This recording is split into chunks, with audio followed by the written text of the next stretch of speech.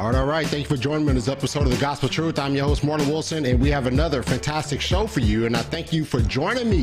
We have a great debate.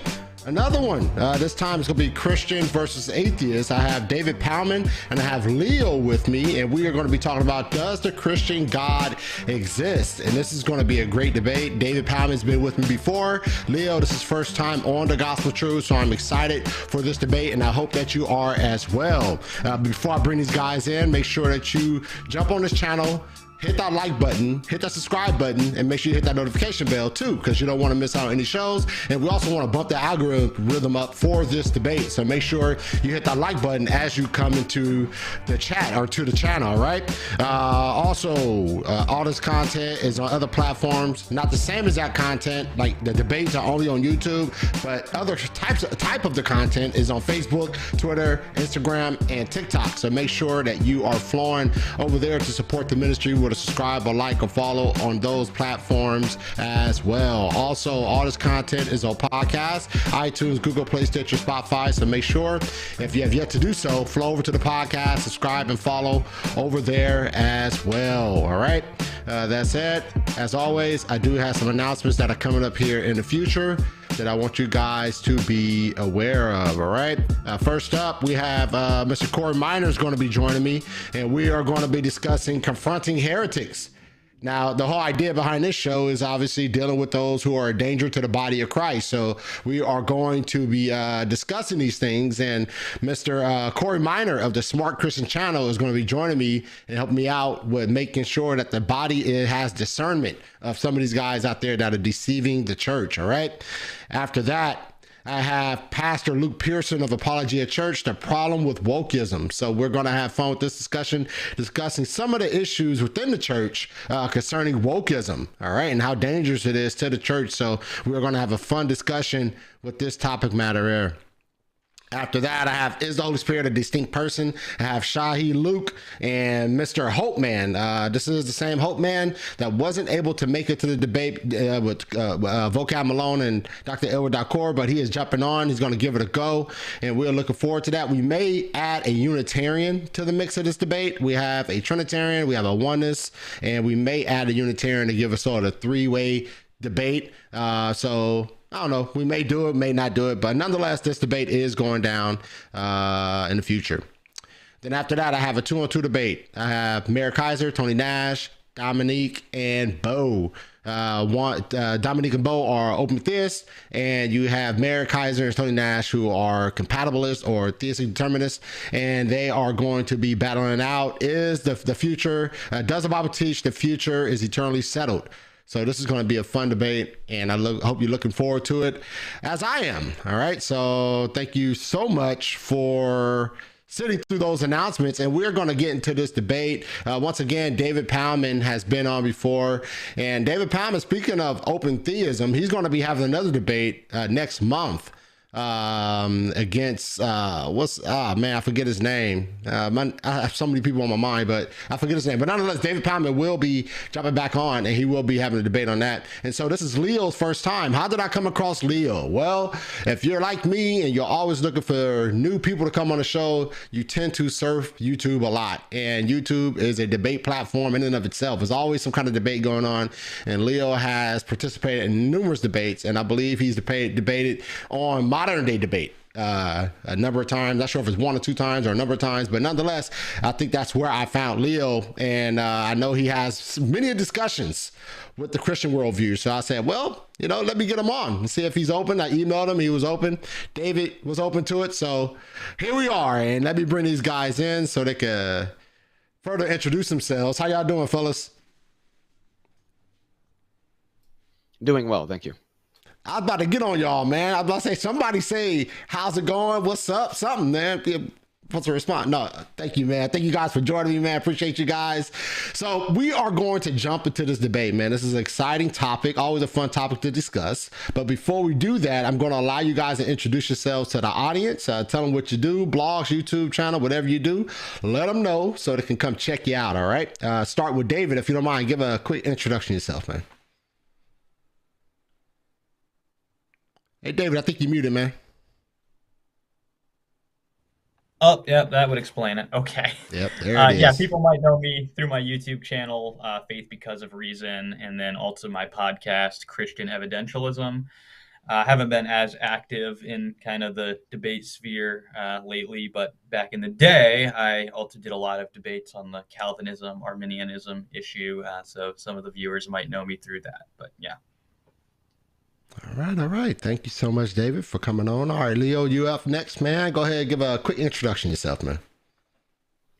Yeah, my name is, at least on the interwebs, my name is Leo Phileas. I do have a YouTube channel. My primary focus is a lot of science education and science communication focused content. My emphasis there is going to be in astrophysics, high energy astrophysics, cosmology. I'm very interested in philosophy as well, in the areas of natural philosophy, metaphysics, the metaphysics and philosophy of science, the philosophy of physics, and other related areas. I do counter apologetics and atheology, so I do a lot of debates with Christians, with other theists, and I do a lot of content responding to and analyzing the content that they put out, the arguments, the defenses for their arguments, and what have you. All right, cool, guys. All right, thank you so much for those introductions. So now we are about to jump into this debate. Once again, the topic of this debate: does the Christian God exist? David, you're arguing the affirmative. Leo, you're arguing the negative. We're gonna start that with 12-minute opening statements, and it's gonna be followed by 5-minute rebuttals. Then we're gonna have a 40-minute cross X with both parties to get 20 minutes each to ask each other questions. Then we're gonna follow that with 5-minute closings, and then some Q&A from the audience. Sounds good? Sounds good. All right, David, you arguing the affirmative in this debate, so you're up first, and I will start your time as soon as you begin to speak. Cool. All right, so in this debate, I'm defending the existence of God, and I'm not defending the existence of just any God or the truth of mere theism or the existence of the so-called God of the philosophers. I'll specifically be arguing that the God which was revealed by Jesus of Nazareth does indeed exist. According to Matthew 12:39 through 40, Jesus offered one sign to justify that he really was revealing God, his resurrection from the dead. In Romans 1:4, the Apostle Paul said that Jesus was declared to be the Son of God by his resurrection from the dead. So we see then that as far as the early Christians were concerned, Jesus' resurrection from the dead was the assurance that their Christian faith was true. Therefore, the reality of the Christian God is dependent upon the resurrection having actually happened. Consequently, my argument will focus on justifying this proposition. Before digging into the evidence for the resurrection of Jesus, I think it'll be helpful if I give an overview of the general argument which I'll be defending in this debate. I take as my starting point something which I think Leo and myself can both accept, namely that there are ancient writings testifying to the resurrection of Jesus. Now, Marlon, you let me know if this is coming through, because I do want to just put my argument up on the screen here for everyone to see. So let me know if that's coming through. It did come through. Okay. So premise 1, there is testimony saying that Jesus was resurrected. Premise 2, this testimony comes from credible sources. Premise 3, there are only 3 logical possibilities with respect to credible testimony. Either it is true, it is deliberately false, or it is honestly mistaken. Premise 4, the credible testimony for the resurrection of Jesus is not deliberately false. Premise 5, the credible testimony for the resurrection of Jesus is not honestly mistaken. Premise 6, therefore, the credible testimony for the resurrection of Jesus is true. Premise 7, if the credible testimony for the resurrection of Jesus is true, then Jesus was resurrected. Premise 8, therefore, Jesus was resurrected. Premise 9, if Jesus was resurrected, then the God he revealed very probably exists. And premise 10, the conclusion, therefore, the God Jesus revealed very probably exists.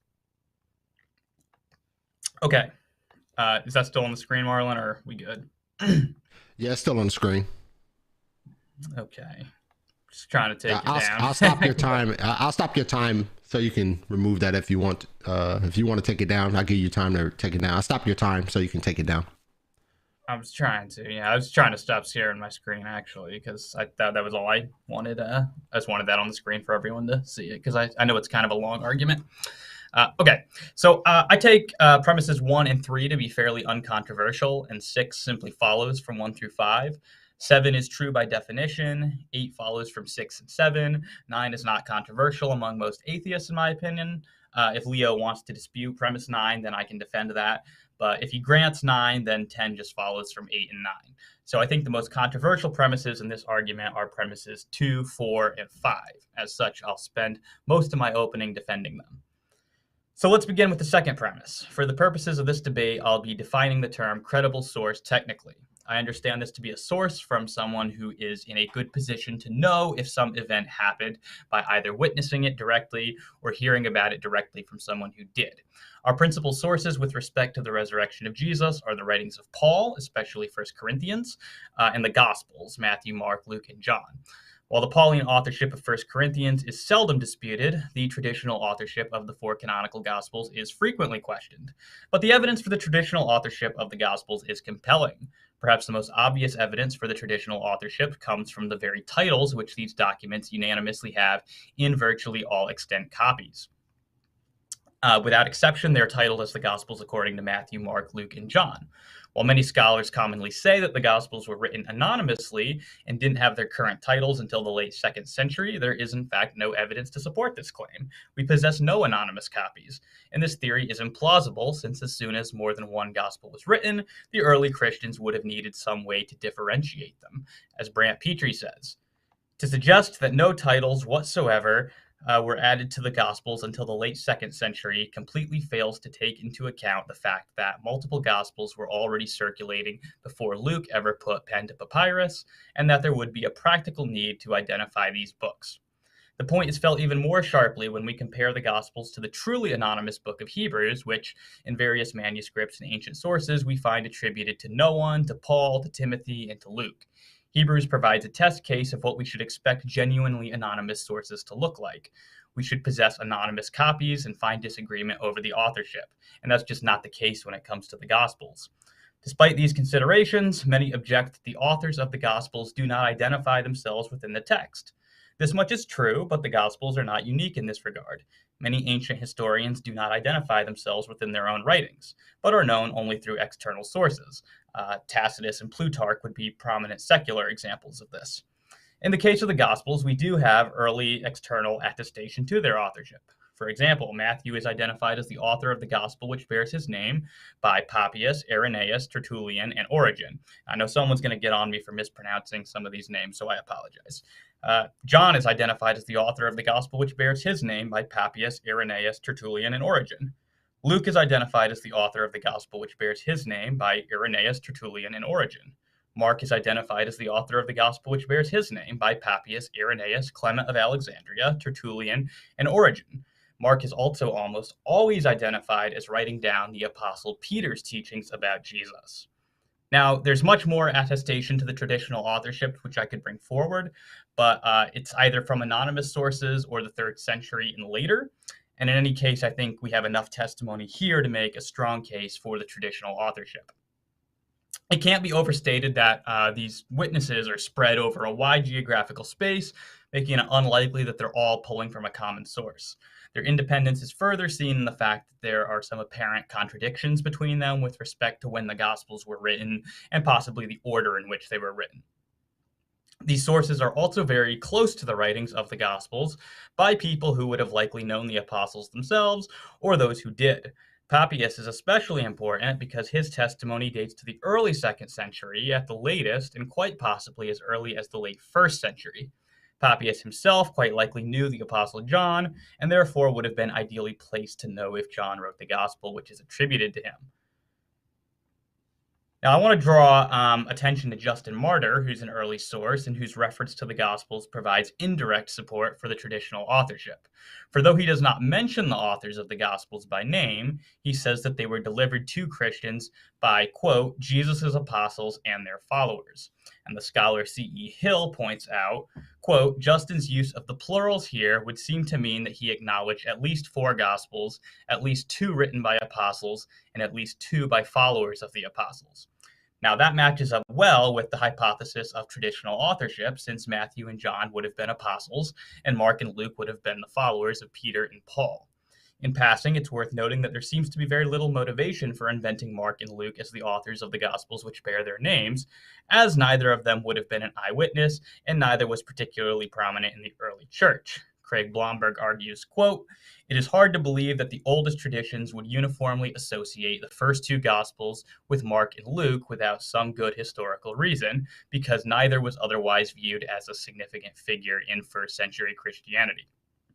Indeed, Mark in particular was known for abandoning Paul on one of his missionary journeys. Matthew, whose gospel is the most Jewish in style, would also be an odd choice to invent as being the author. This is because Matthew is identified as a tax collector for the Romans, and the Jews were just not fond of these particular individuals. So it would be really strange and counterproductive to invent him as being the author of the gospel, which is directed towards a predominantly Jewish audience. However, this evidence is all easily explained if we posit that the synoptic gospels are attributed to Matthew, Mark, and Luke because they actually wrote them. In sum, we have every reason for believing that the Gospels come either firsthand or secondhand from those who were in a good position to know what they were talking about. All of the available evidence supports the traditional authorship of these documents. All of these sources attest to the resurrection of Jesus. When credible sources give us information, we have but three options. Either that information is true, it's deliberately false, or it's honestly mistaken. Now, against the idea that they're deliberately lying or that they're just making this up, I would urge several points. First, it seems that they had nothing to gain by lying about this. There's no obvious benefit to be gained by deliberately misleading people into believing that Jesus had been resurrected. Second, there appears to be every reason not to lie about something like this. We know that the early Christians faced intense persecution at the hands of the Romans. In his own letters, Paul describes that he himself underwent significant loss for preaching the gospel. According to Clement of Rome, writing in the early 2nd century, Paul ultimately died as a martyr. Church tradition also tells us that Matthew and Peter, who is Mark's source, both also died as martyrs. We know that generally speaking, one of the strongest human instincts is self-preservation. If the disciples really believed that Jesus was resurrected and that this ensured them eternal life, then their willingness to die for this belief is easy to explain. On the other hand, if they're deliberately lying, it's very hard to explain their willingness to die. On balance, the evidence is just strongly opposed to the idea that the witnesses to the resurrection are liars. So if they're not lying, then perhaps they're honestly mistaken. Now, it's a bit trickier to critique that idea because there's just a more precise or detailed account is needed to explain how they're mistaken. But I'm going to focus here on the most popular class of such explanations, which posit that the disciples were honestly mistaken as the result of purely psychological factors such as expectations, hallucinations, groupthink, cognitive dissonance, or grief.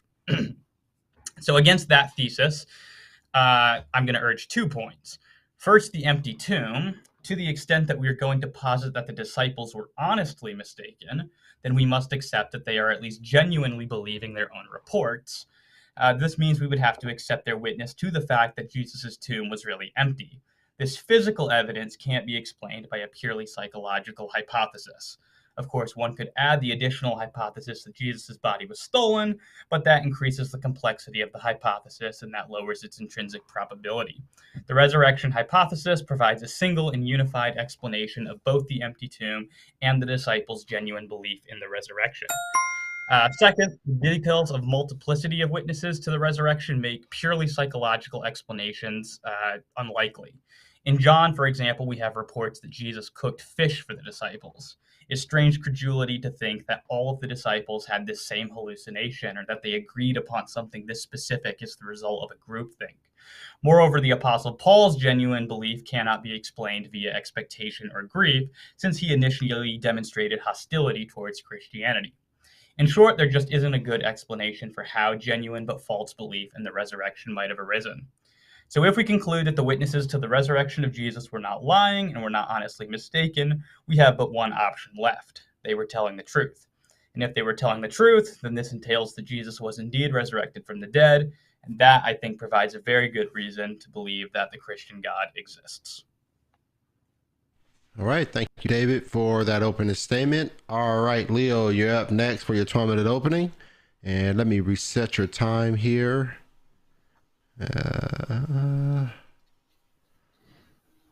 All right, I'll start your time when you begin to speak. Alrighty, thank you.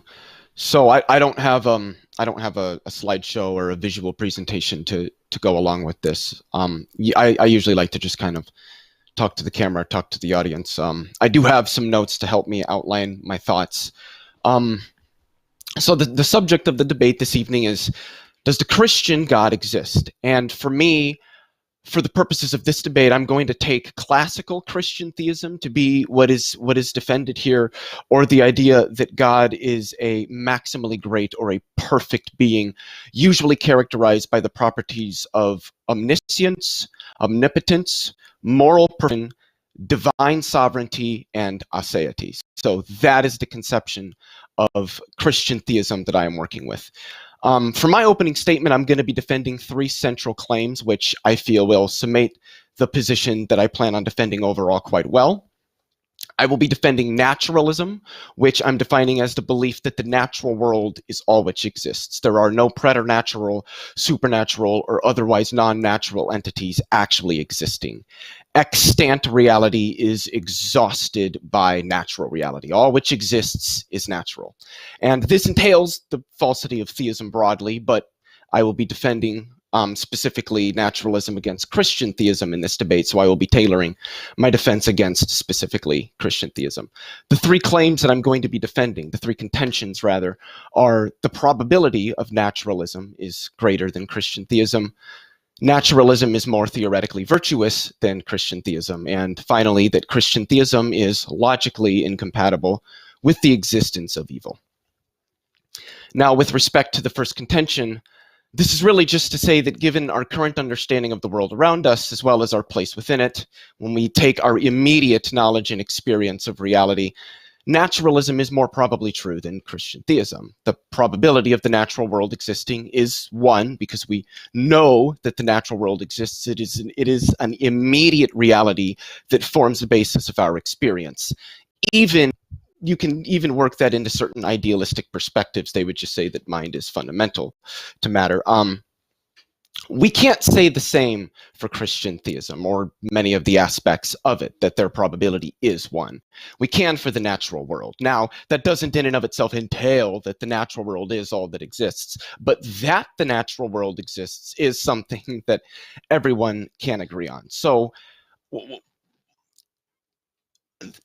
with respect to the experiences that we have, many people will try to argue that, well, there are experiences of things that seem to indicate explicitly some sort of non-natural reality that in some way either pervades or interacts with ours. But I think that with respect to a lot of these experiences and these claims, they are inconsistent and congruent across time, across region, across culture. They're usually anecdotal or spurious at best. They don't have any established empirical precedent.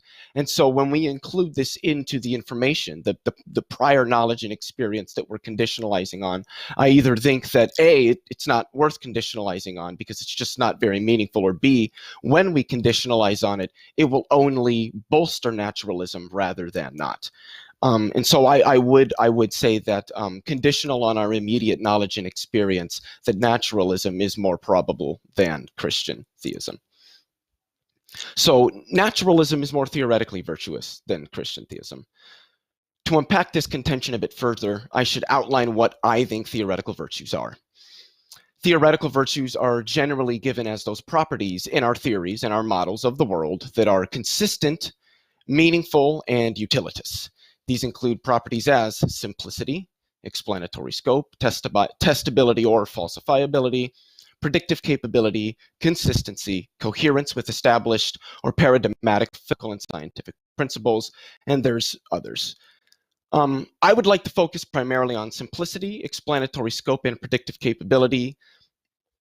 In a lot of the literature, those are oftentimes considered some of the most prominent, and a lot can be said about theoretical virtues and their relation to epistemology and metaphysics and the philosophy of science, but I'm going to be tabling a lot of those potential concerns for the sake of brevity.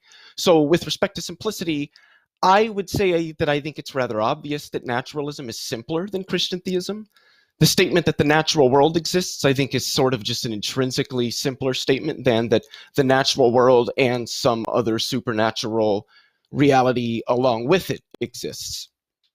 And adding to that, I think that naturalism makes less claims and posits the existence of less novel entities than does Christian theism, which posits the existence of God, Satan, angels, demons, heaven, hell, miracles, and a whole host of other entities that I would argue are served no benefit from any form of empirical observation or established precedent. It also makes claims that Jesus rose from the dead, which we've heard about, and that evolution is false, which isn't a necessary feature of Christian theism, but it's certainly something expressed in the Bible, and a whole host of other claims that beg further explanation that I don't think simplify Christian theism as a model, but rather complicate it further. Now, with respect to explanatory scope, I think it's equally obvious that naturalism wins out. I mean, the baseline starting point for science today is, at least from a metaphysics of science standpoint, is often referred to as methodological naturalism. And to take that a step further, all of the explanations that we have for things that have been tested and consistently demonstrated and coherently corroborated and meaningfully established, regardless of those particular methods that are used to provide these explanations, that has been offered for anything that we've been capable of observing, seems to be within the bounds of metaphysically natural considerations. It doesn't seem that when we have meaningful, corroborated explanations for the things that we observe around us, that non-natural things seem to win out. It seems that natural things win out almost every time, if not every time. And as humans have technologically and methodologically advanced in both science and philosophy, spiritual, divine, or otherwise supernatural explanations have largely been eliminated, if not altogether precluded. This is not an expectation, given that there are supernatural elements causally engaging with our natural reality. It's never been observed to be the other way around, that natural explanations get superseded by supernatural explanations. In fact, I don't think that there's an example of a broadly accepted supernatural explanation that one, and I want to put emphasis on the broadly accepted part, that one could provide for any consistently observed phenomenon. It's certainly not one which fits well within our established scientific and philosophical paradigms. Why aren't supernatural explanations growing in use or popularity if there are supernatural entities causally engaged with our natural reality? Why can't this be meaningfully and consistently measured? Why do such differ throughout cultures, traditions, and time periods?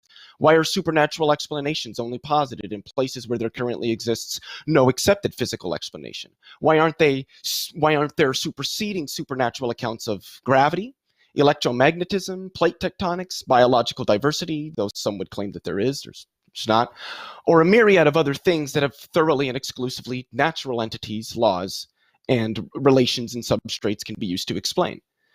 These are not observations consistent with the idea that supernatural entities explain things, particularly if said entities are supposed to interact with our natural world. With respect to predictive capability, for me, predictive capability is just a prescription of an expectation for some entity or state of affairs given some model or hypothesis, generally that which is later confirmed. Now, it should be said here that naturalism is a metaphysical thesis, but it can still be said to make predictions, things that we should expect to see, that we should expect to be the case if naturalism were true, but don't necessarily conclusively confirm it. If naturalism were indeed true, we should expect physical reality to be causally closed, and by all accounts, it appears to be that way. The first and second laws of thermodynamics make it pretty expressly clear that the physical reality that we inhabit is an isolated system, and the conservation of energy and momentum tied with it really round off the claim that physical reality is indeed causally closed. There aren't any things causally interacting with it outside of it. This is opposite of what we should expect given Christian theism, where physical reality should not appear isolated and causally closed, but dynamically interacting with some preternatural or supernatural reality. If naturalism were true, we should expect that our best models and hypotheses about reality contain only natural entities, processes, structures, functions, and substrates, and this seems to be corroborated by every successful scientific model to date, all of which are thoroughly physical and involve, and seem to outright preclude, any preternatural entities or substrates. This doesn't seem like an expectation given Christian theism is true. It seems our best models of reality should include the divine interventions of God and any other being with the capability of doing so. But that isn't what we seem to see. It seems that at best, Christian theism can accommodate the causal closure of physical reality. It can accommodate the thorough naturalness of our best scientific models. But Christian theism does not seem to directly predict those and other features of our world that I would argue are direct predictions or expectations of naturalism. Mere accommodation shouldn't be what defines a good thesis or model. Direct prediction should be substantive reason for assigning some credence to a model, and it appears that where Christian theism is merely accommodatory, naturalism is predictive. It also seems that Christian theism is ill-defined, so I would argue about theism as I would argue about theism broadly. For any potential disconfirming observation, Christian theism can seemingly always be altered or modified to either provide some account for it, such as, God just kind of wanted it to be that way, or to accommodate the otherwise disconfirming evidence. This doesn't seem like a theoretical virtue, but rather a vice, and it seems that Christian theism doesn't have the capability to provide for meaningful predictive expectations, given its seeming unfalsifiability and its ill-defined nature. Is that my time? That's your 1 minute warning. Okay. And its lack of observed expectations. So hopefully I can wrap this up in the next minute, but probably not, but I'm going to try. I've largely given more of an empirically driven against Christian theism, but a more philosophical wing I would take is that Christian theism is logically incompatible with the existence of evil. Hopefully I can get through these statements here. By evil, I just mean an evaluative category. So like just that which one ought not do, all things considered. People can disagree about what goes into that category, but it will not be disagreed that those things oughtn't be done. If God is truly omniscient, then he knows about any potential evil that would manifest in any reality he actualizes. If God is truly omnipotent, then he has the power to prevent any evil from manifesting in any reality he actualizes. If God is truly morally perfect, he has the imperative to prevent any evil from manifesting in any reality he creates. And if God truly created this reality, then we should expect it to be devoid of any evil. But this is obviously not the case. And so I think that there's an obvious tension here. Unfortunately, I don't believe I have enough time to really dive into the remainder of my opening statement. So I will just leave it here for now. Thank you. All right, thank you, Leo, for your opening statement. And also thank you as well, David, for your opening statement. And now we're going to go into rebuttal rounds where both parties will get 5 minutes each to rebut each other's opening statement.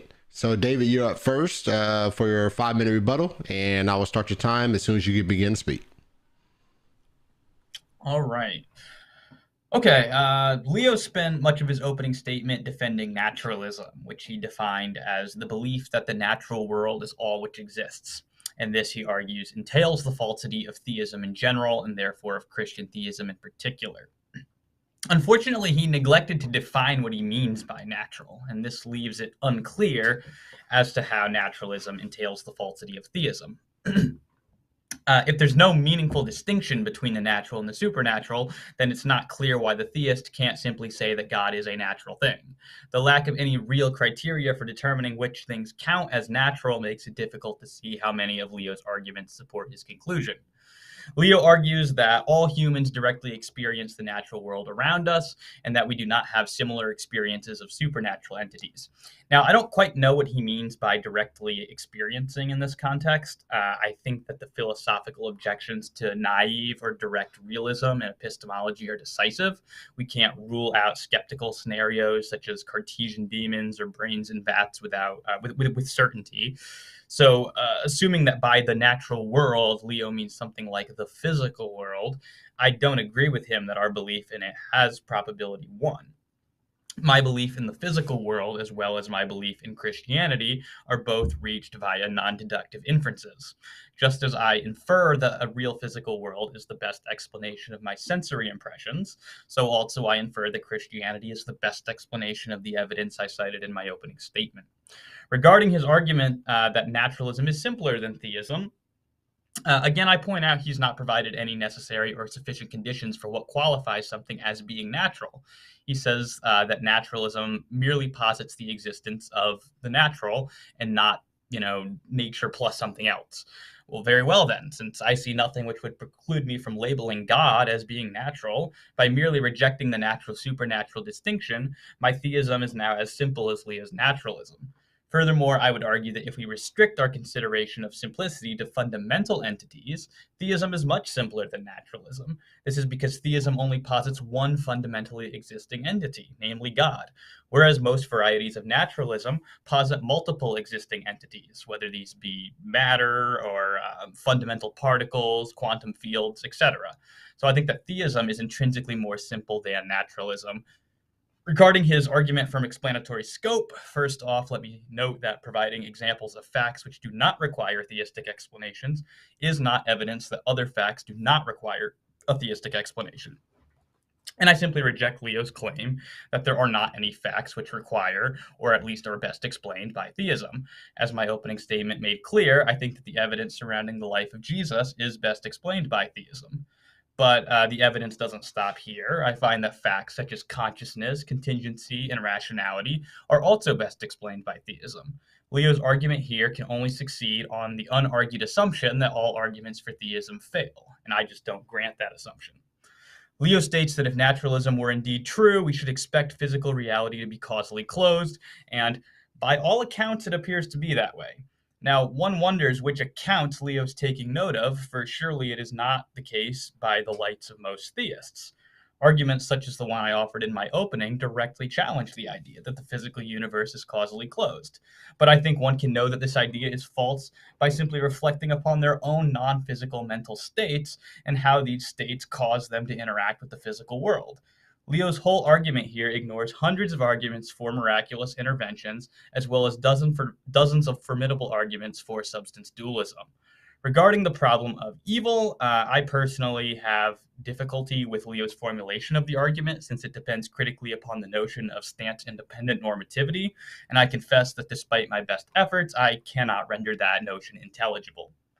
But I can understand what suffering is, and I can appreciate that there is a prima facie tension between the existence of a loving God and profuse suffering.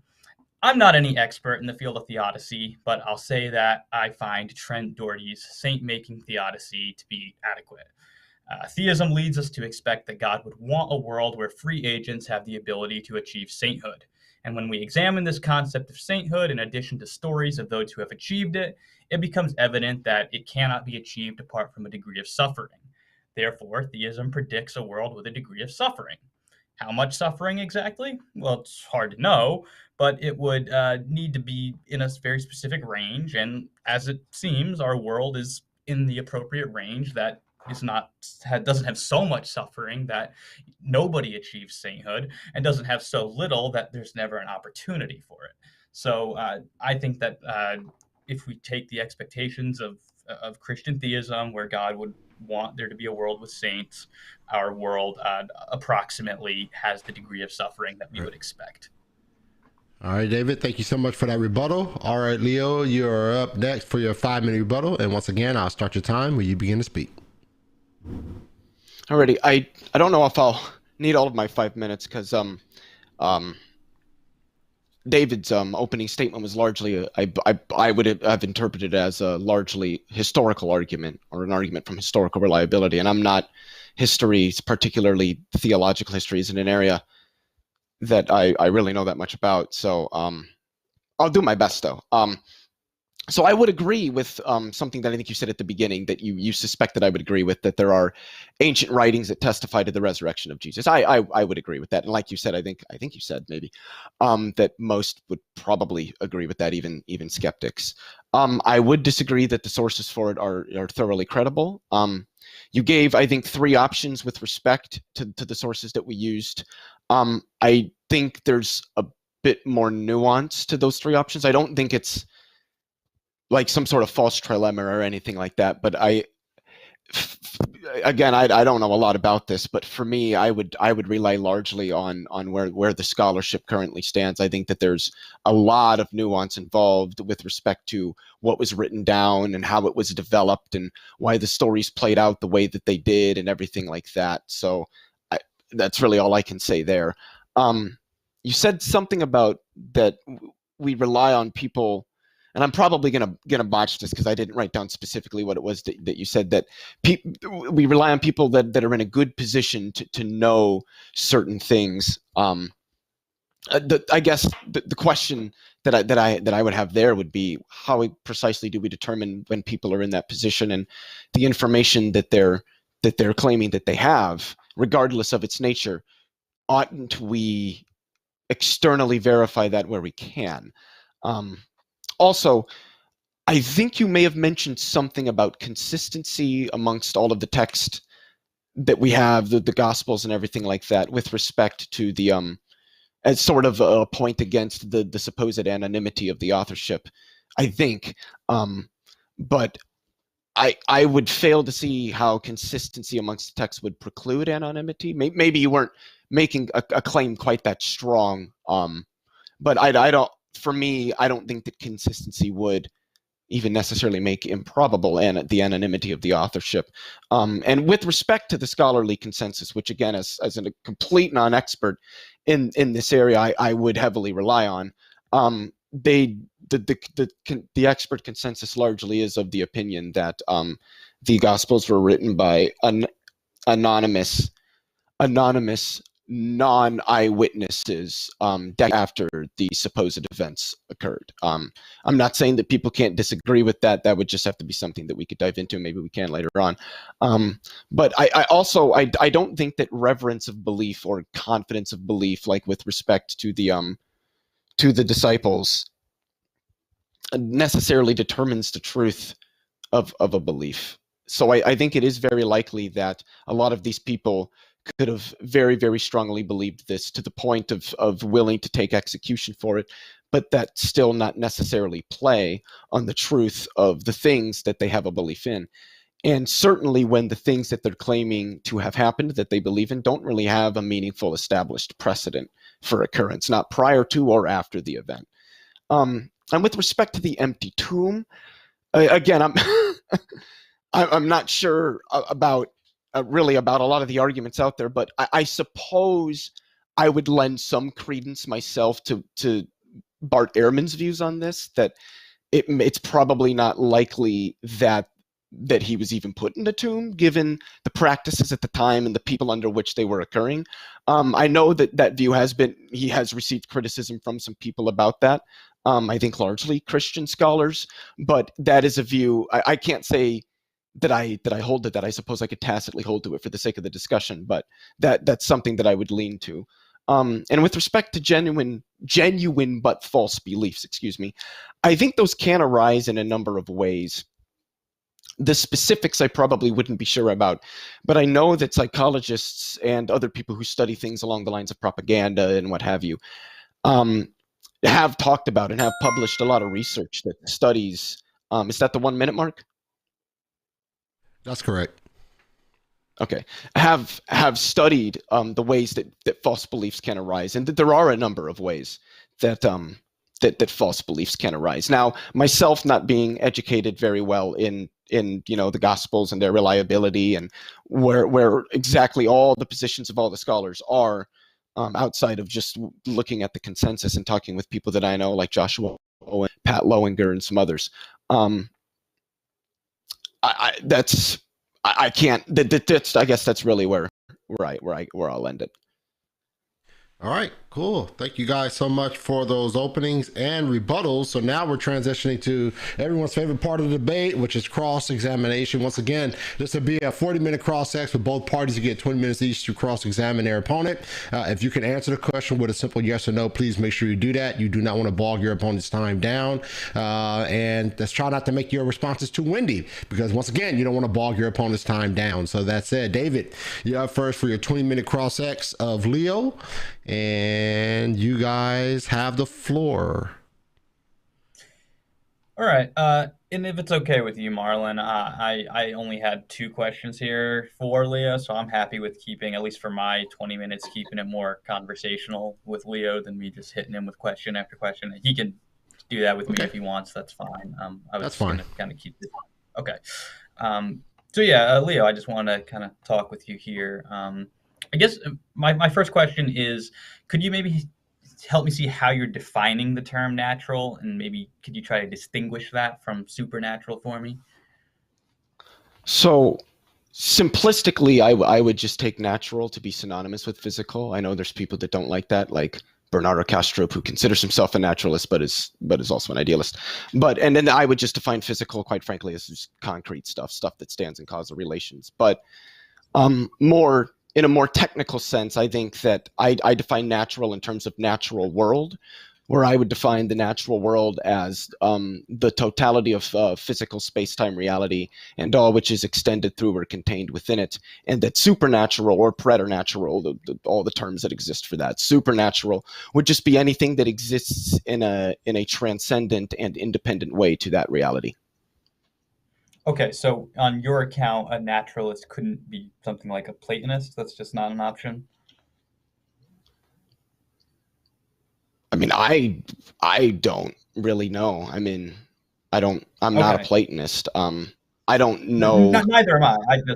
It's my understanding of the literature on this that, that is an open option to naturalists, is that they wouldn't, many of them would want to believe in things like abstract objects and relations and causation and things that seem to be non-physical. So a lot of them don't like to distinguish it just as physical versus non-physical.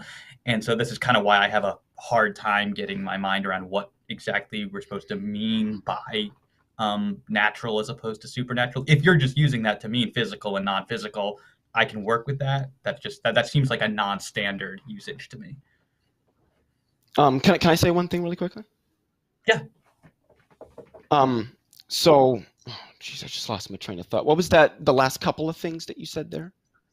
So I was saying that a lot of naturalists want to allow for a non-physical thing. So a lot of them don't like to draw the distinction between natural and supernatural at physical and non-physical. And so I was saying I can work with it if that's the divide you want to use for this debate. I can understand the distinction between physical and non-physical. I just want to say that seems like an idiosyncratic definition to me, that's kind of not in line with how the term naturalism is used in philosophy of religion. So I think what I would say is that, as I understand it, in metaphysics, there is a distinction between natural, supernatural, and then non-natural. I think there are some people who hold to like Neoplatonist views and might hold to some sort of naturalism, but from what I have seen and read, a lot of people who hold to Platonist views, a lot of like the atheists and people who would otherwise reject supernatural things still tend to be non-naturalists. That doesn't necessarily mean that it entails that, but I guess for me, I don't really.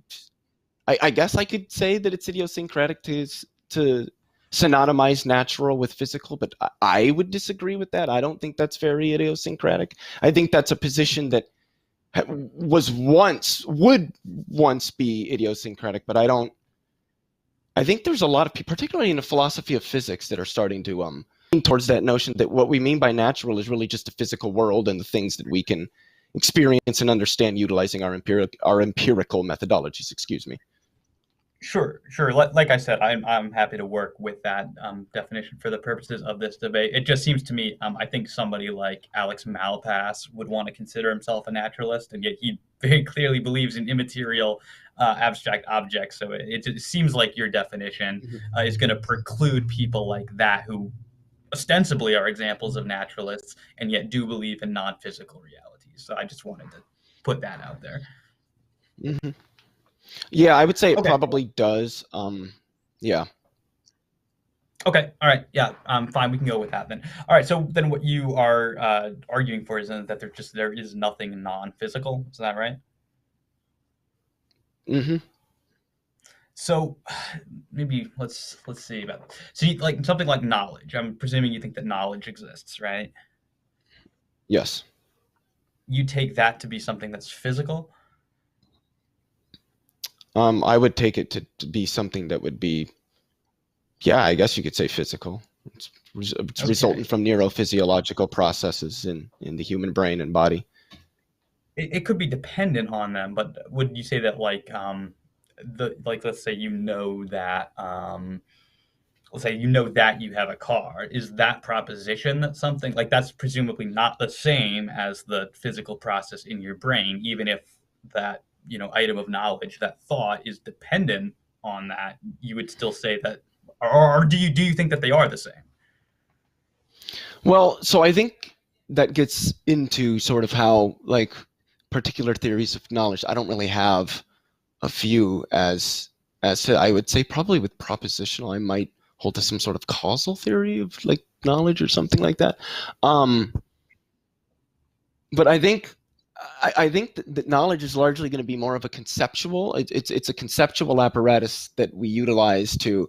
Some people would say, describe the state of affairs of our mental states corresponding to something else. If say somebody's a correspondence theorist or something like that. I don't know if I'm a correspondence theorist, but I suppose at least in some respects that that knowledge could be construed that way.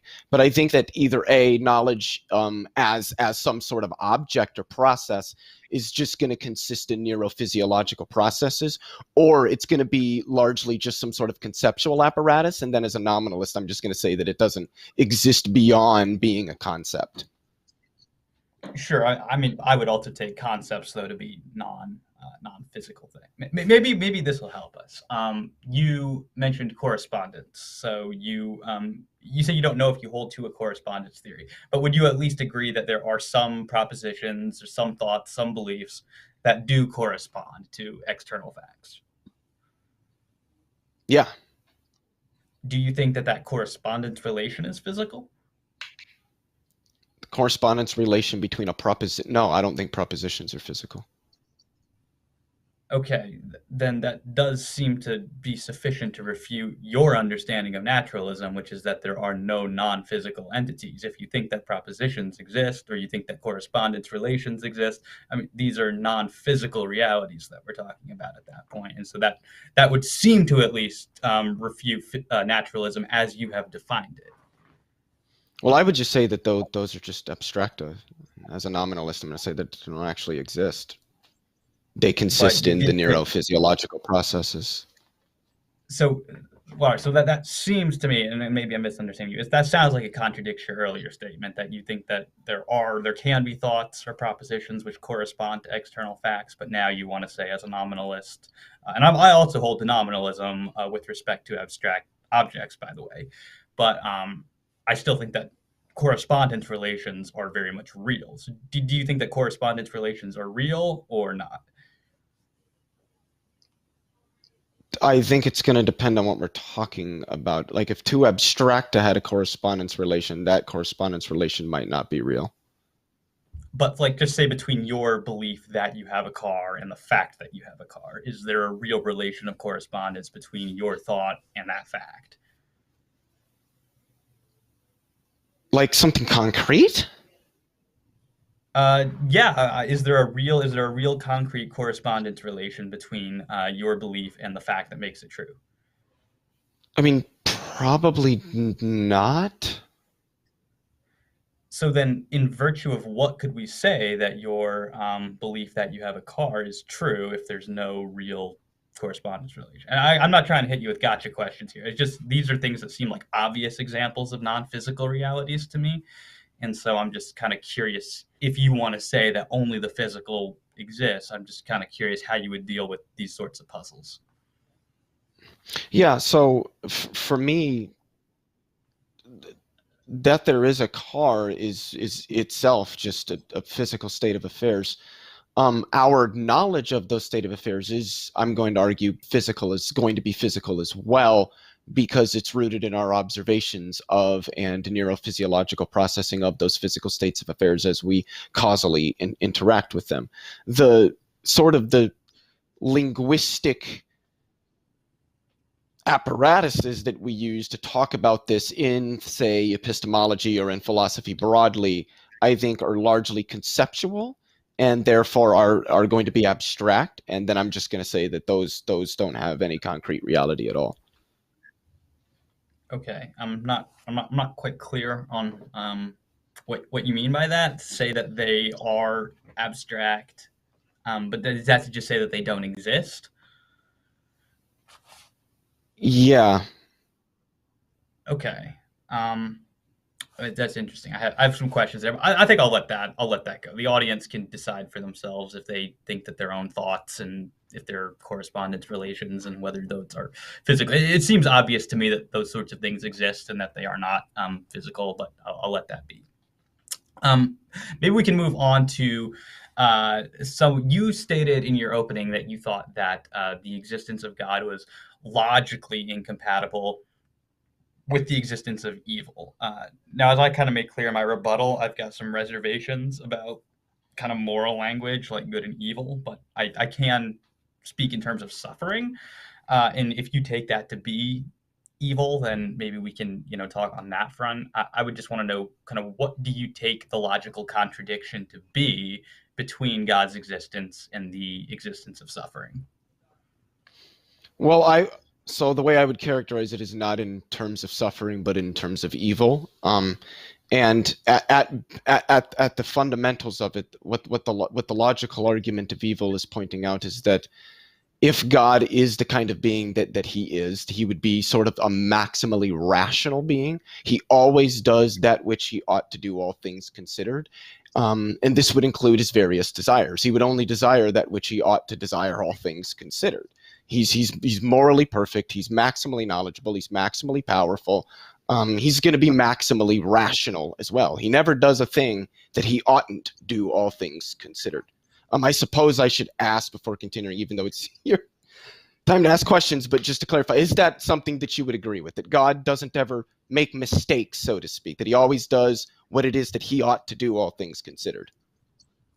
So I personally, and I get in some hot water with my fellow Christians over this, but I have issues with the idea of stance-independent normativity. I don't know what it means So to do say I. that there's, yeah, I don't know I what it don't means to believe in say that. stance-independent normative facts.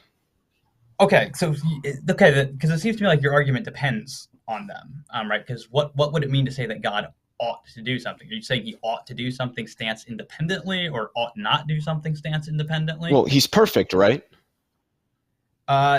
So I would need to know what I guess what it's saying is that if God is maximally knowledgeable, maximally powerful, morally perfect, then it's just going to be the case that God always knows what it is that he should do given any situation. He knows what he seeks to maximize the good, and any action he takes is going to be toward that goal. That's a desire that he has. He engages in the actions that fulfill his desire.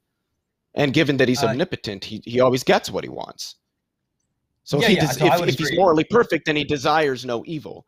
If he's omnipotent, he can make it such. If he's omniscient, then he knows how to make it such, but it's not such. So I would agree that God, is certainly able to do, what he wants in order to achieve whatever desires that he has, right?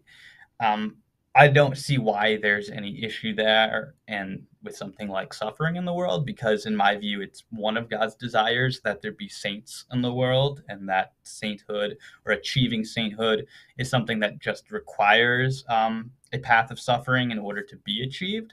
So I don't see a conflict there. I guess I'm just not seeing the logical contradiction.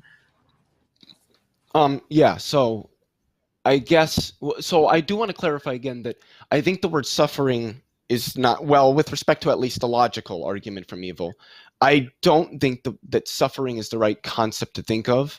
And this is why I specify evil, and then just define it broadly as that which one oughtn't do, all things considered. So, I mean, when people say that,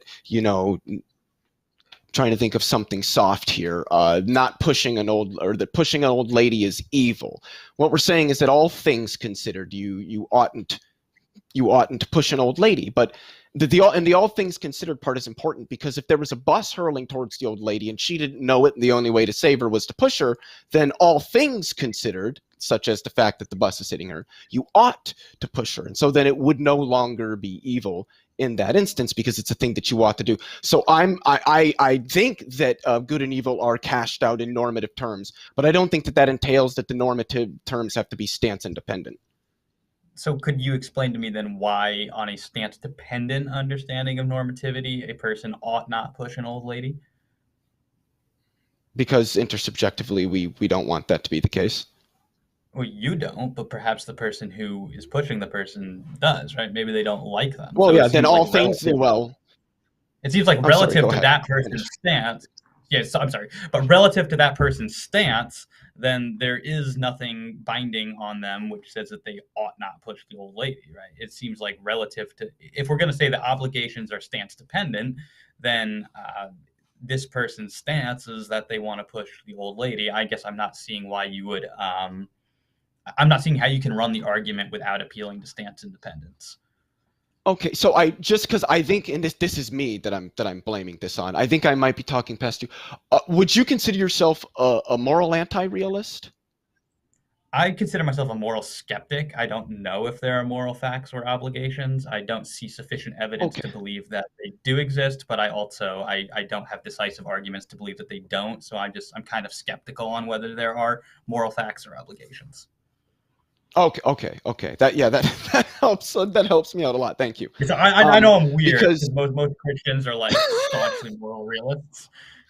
yeah, and so that's the thing is that for you, honestly, I may just retract at least a logical argument from evil specifically because I consider it to be more of an internal critique, and it generally runs with the notion that because I don't think that stance independent normative facts exist, but generally on the Christian worldview, that it's a moral anti-realist perspective, and given that the logical argument from evil is more of an internal critique, it runs with that. So yeah, I would probably just retract than running a logical argument from evil. Pardon the brain stutter there. No, you're good. You're good. I know I'm very weird and very like much an outlier as far as Christians go on this issue, and like I take a ton of heat from other Christians on this just because I do have some skepticism about it. I still do want to affirm things like that God is good and loving and things like that, but I don't understand I don't cash that out in terms of stance independent moral facts and obligations. Okay.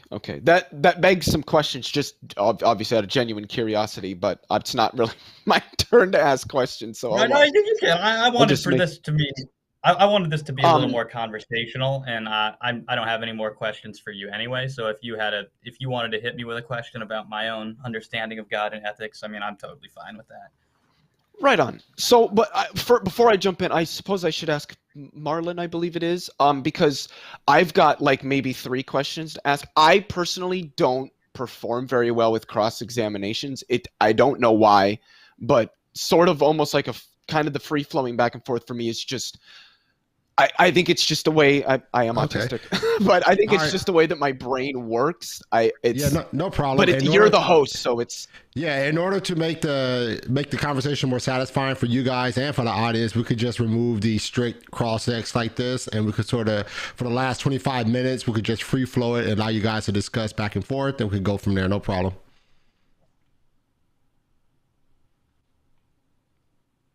Take it away, Leo. What's the question? Oh yeah. So you would then say that you think that God still is morally perfect? I wouldn't use moral language. I'd be happy to say I think that God is good. I think God is loving. I think God is kind and gracious and things like that.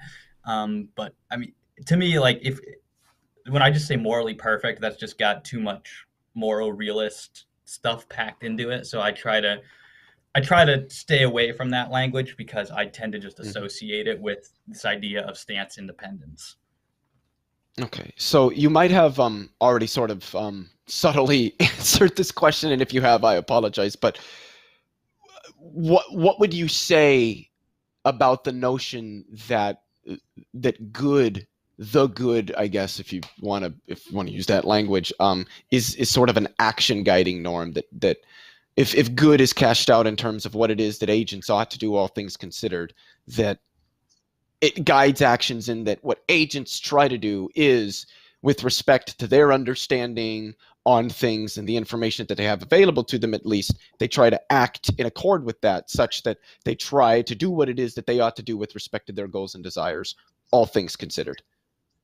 That the good is an action guiding norm. Yeah, if we cash that out in stance dependent terms, then I think I could make sense of that. So if we're basically just going to say you ought to do what is, let's just say, in accordance with your desires, so we're saying you ought to do this if you want those desires to be achieved, I can make sense of that. But that's a stance dependent ought. So yes, I can, if that's what you mean by the good, which is just what you ought to do if you want to achieve your goals, desires, ends, what have you, I can make sense of that. Yeah. Okay. And again, some of those questions are more out of curiosity rather than to push a point, just because I weird like that, I guess. There was one thing I think you said. I've got like a half written sentence here, so pardon me if I botch this, but you said something about with respect in your rebuttal with respect to theism and its explanatory power, that so something along the lines that you thought that it did provide explanations for things, given your what your opening statement was. But I did want to clarify that in my opening statement, the kind of explanation that I had been referring to was a consistently corroborated explanation. So something along, not this shouldn't be taken as like it has to be exclusively something along these lines, but just as a general example, something like something like general relativity, or even something that's less like law, like some of the principles that are in biology. And so my question there would be, are there any examples that we have that are of that nature, not necessarily specifically empirical, but consistently corroborated and very, very highly accepted, not necessarily even specifically from theism, though if that's what you want to provide, obviously you're free to, but that would involve supernatural entities? So I want to make sure I understand your question. So you're asking in terms of scientific explanation, do we have anything that God would be like a scientific hypothesis for? More. So it could be something in science. For me, it's more just an explanation that which is corroborated through whatever means and is broadly accepted by whatever, say, professional. So it doesn't necessarily need to be scientific, but I would still expect to see some form of, if not empirical, some form of inductive or deductive corroboration. And if it weren't something in the sciences, then I would expect whoever in that relevant field, whether it's philosophy or something along those lines, to largely accept it as an explanation. Yeah, I don't know that I'm really going to be able to point to any examples of something we're going to have outside of maybe some discipline like theology that is made up of people who are already committed to theism. I don't know if I'm going to be able to appeal to anything that's going to say that there's a theistic explanation as a consensus. And I mean, that's just largely because we live in a very secular society where you're not supposed to do that. That's not like, it's not really accepted to do that. That doesn't mean I don't think there are things that God could be the best explanation of. But am I going to be able to say this is the consensus among experts? No, I don't think I could do that. Okay. Let me, because there's one. I think this was my last one. Lord have mercy. I don't know how I even read half the stuff that I write down. So I guess I should ask, and I'm just gonna use. I mean, we can get into it, but since it was in your opening statement, so. But would you consider the resurrection of Jesus to be a miracle? Yes. How would you understand a miracle? So I would define a miracle as something which would not have happened had only the natural order, which I'm going to define as roughly the physical universe, which we observe, complete with the physical processes that are in it, and agents like animals or agents like ourselves. That's kind of what I'm going to be using as natural order there. So I would define a miracle as an event which would not have occurred had only the natural order been operating. So would you consider that to be sort of an intrusion into or a preclusion of the natural sort of order of things?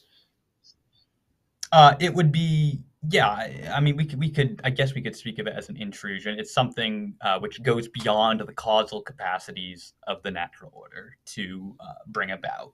So, if you want to look at that as an intrusion, and in the sense that it wouldn't have happened otherwise, then if that's all we mean by intrusion, that it wouldn't have happened otherwise, then I'm fine with saying it's an intrusion into the natural order. Okay. Do you think it has to come from specifically divine agents, or do you think it could come from sort of like non-agential supernatural entities? So yeah, I given that I do believe in the existence of other divine is the wrong term, but I believe in the existence of other entities such as angels and demons who would have causal abilities that would extend beyond our own. I'd be fine with labeling those sorts of things as miracles. So no, miracle wouldn't necessarily have to come from God, in my view. Okay. And I know it just seems like I'm just bombarding you with a bunch of questions, but so feel free to, if you've got any No, for me. it's your time, man. But I guess for me, one of the biggest issues that I would say I have with miracle. So just for my own clarification, would you say that miracles, maybe not like in every instance, maybe, but would you say that at least generally miracles are some sort of like causal, that there's no causative or causal notions associated with that? You said that there's no causal notions associated That with there it. is.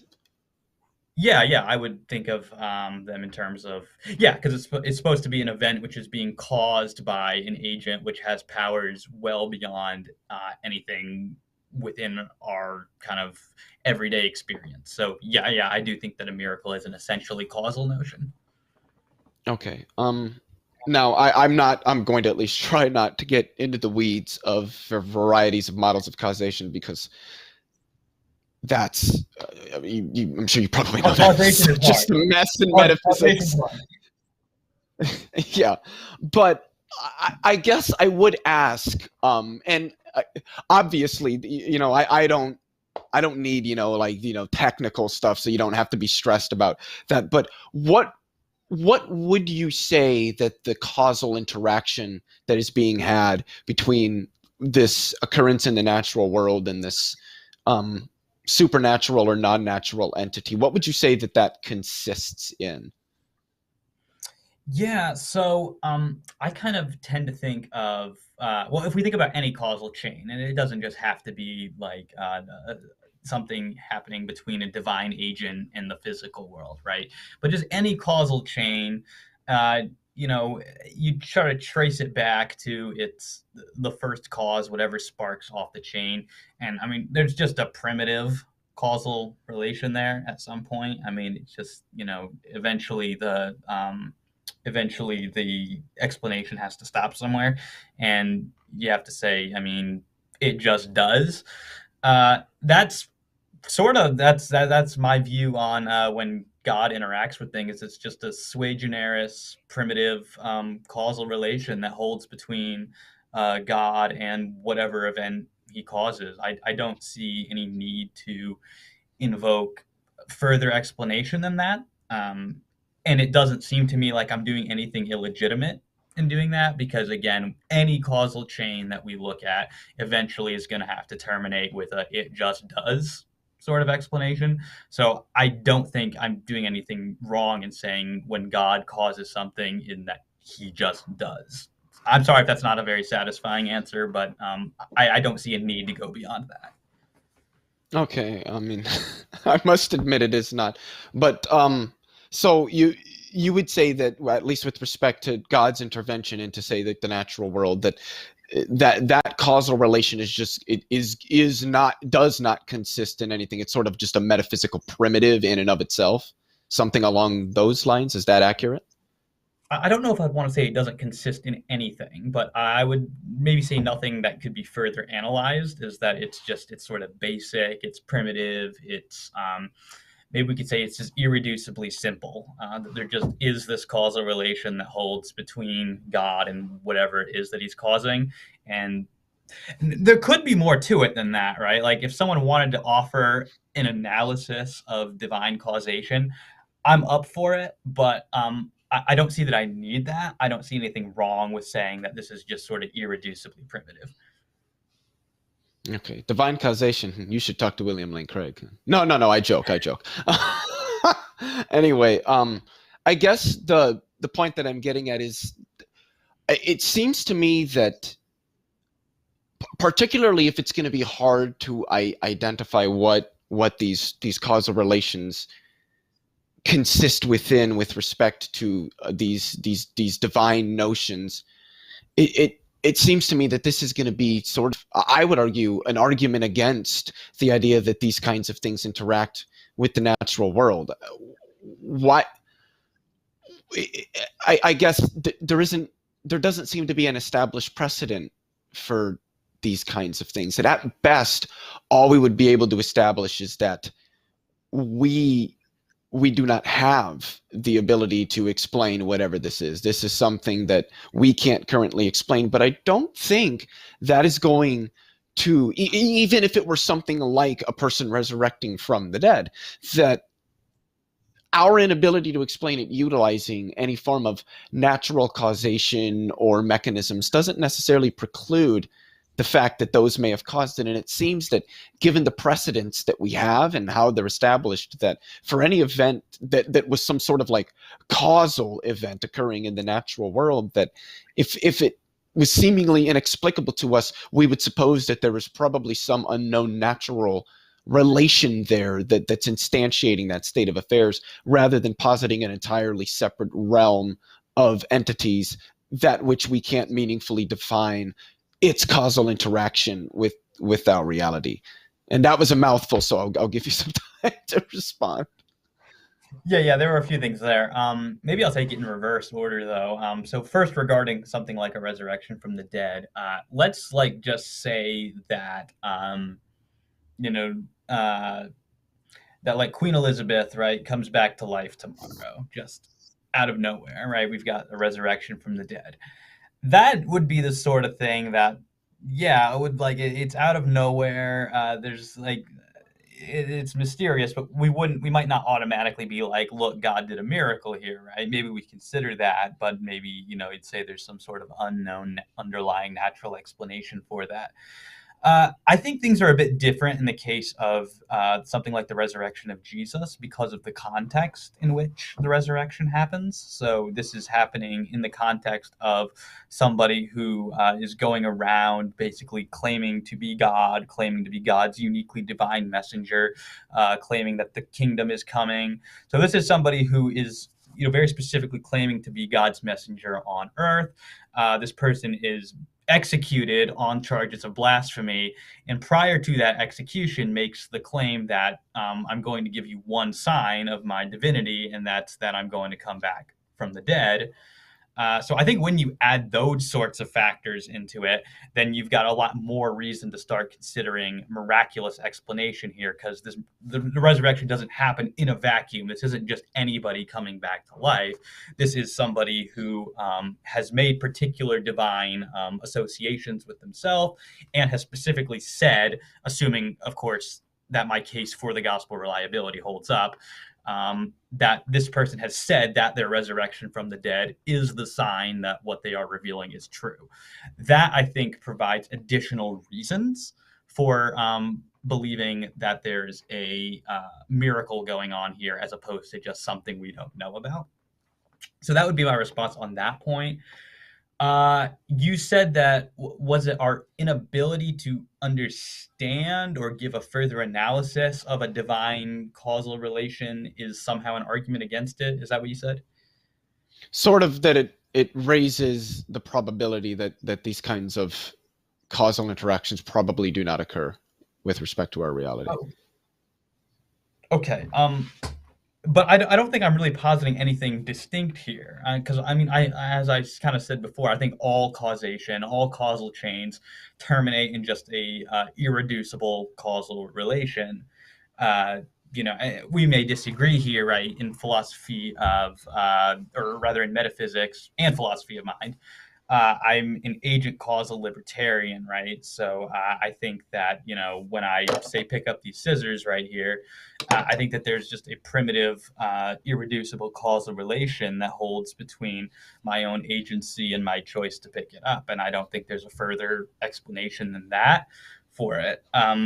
And I mean, we don't necessarily have to get, because I know that's a controversial position, but I mean, any causal chain at all, trace it back to its terminus, and I think we're just going to have to say that there's a primitive, irreducible causal relation that holds there. So in that sense, I don't think there's anything particularly new about what I'm saying in the case of God. I think it's fairly analogous to our own decisions to do things. I just think that there is this irreducible relation that holds between our own agency and our choice. And I think it's the same thing sort of with God. So in that sense, I don't think that there is no precedent. I think we have common experience of directly causing things. And I believe you said before that you're a compatibilist or a determinist of some kind. So I mean, I don't want to turn this into a whole free will debate, but at least for anyone who does think that they can understand their own causation interaction with the world well enough, I don't think that they should think that there's no precedent for these sorts of primitive relations. So do you hold to a sort of agent causation, or at least with respect to agents, naturally? Okay. Yeah, because like Timothy O'Connor's view, or kind of developed by Thad Botham, I hold to that sort of theory of free will. Okay.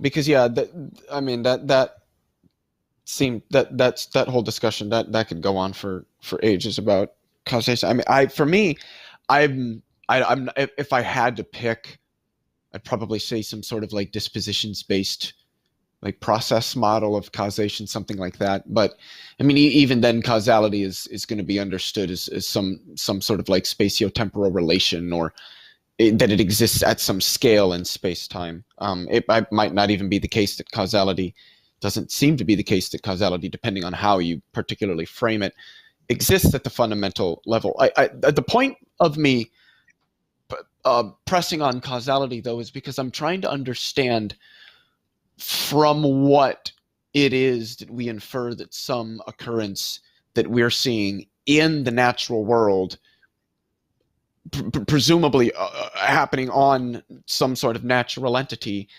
was caused by some sort of non-natural or supernatural entity, rather than either some unknown natural force. I guess that would really be the only option, some unknown natural thing, or perhaps some sort of misunderstanding of a known natural thing. What is it that we use to determine the difference between those? Yeah, I think it's probably going to depend on the specifics of whatever it is that we are inferring a non-natural or supernatural explanation for, or just a non-physical explanation for. So I kind of alluded to this before with respect to the resurrection of Jesus. In that case, it's something like the context of it happening is we're just looking at specifically like the claims of Jesus that the resurrection is coming as a vindication of his divine claims. So something like that, when we've got additional context, I think that licenses the inference to something non-physical or something divine in that case. Does that make sense? Okay. Yeah. So it's sort of, it's not the claim of some sort of, divine intervention or something like that in and of itself. It's that we can adduce other probabilistic aspects with respect to that, like that somebody claimed that such an event would happen and then it did in the way that they claimed, that we can use those to adduce that it is. We can adduce those to explain this event as something resulting from divine agency. Is that sort of the argument? In at least that case, yeah. How I would, again, I'm a substance dualist, so I would hold that you, for example, have an immaterial mind, just like I do. I would, the inference process would look very different there, of how I would infer that you, Leo, have an immaterial mind. So, how we infer the existence of immaterial entities. I think it differs based on the particular case, but that's just kind of one example of how I think we could do it in, say, the case of something like a miracle, is when there are kind of additional relevant contextual factors which indicate something miraculous or divine going on. So you don't think that even in virtue of these external factors that we may be able to consider with respect to the situation, that the idea that there's some sort of, I don't really want to use the word violation, because that can lead down a whole rabbit trail of discussions that usually end up in talking about what Hume said that apparently nobody understands except for like 3 philosophers that exist today, apparently. Anyway, so I don't want to use the term violation, because that really does lead down a hole. But I'm happy to go down the Hume rabbit hole with you.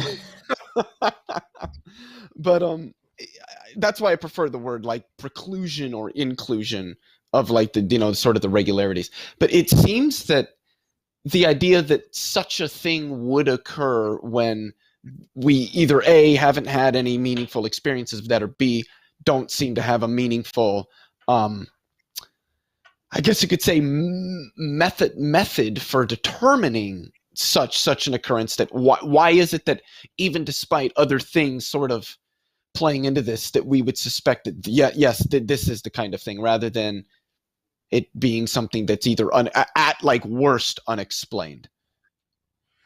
So is the idea here that you've got to have some kind of precedent in order to infer something as an explanation? You've got to have some precedent of that explanation?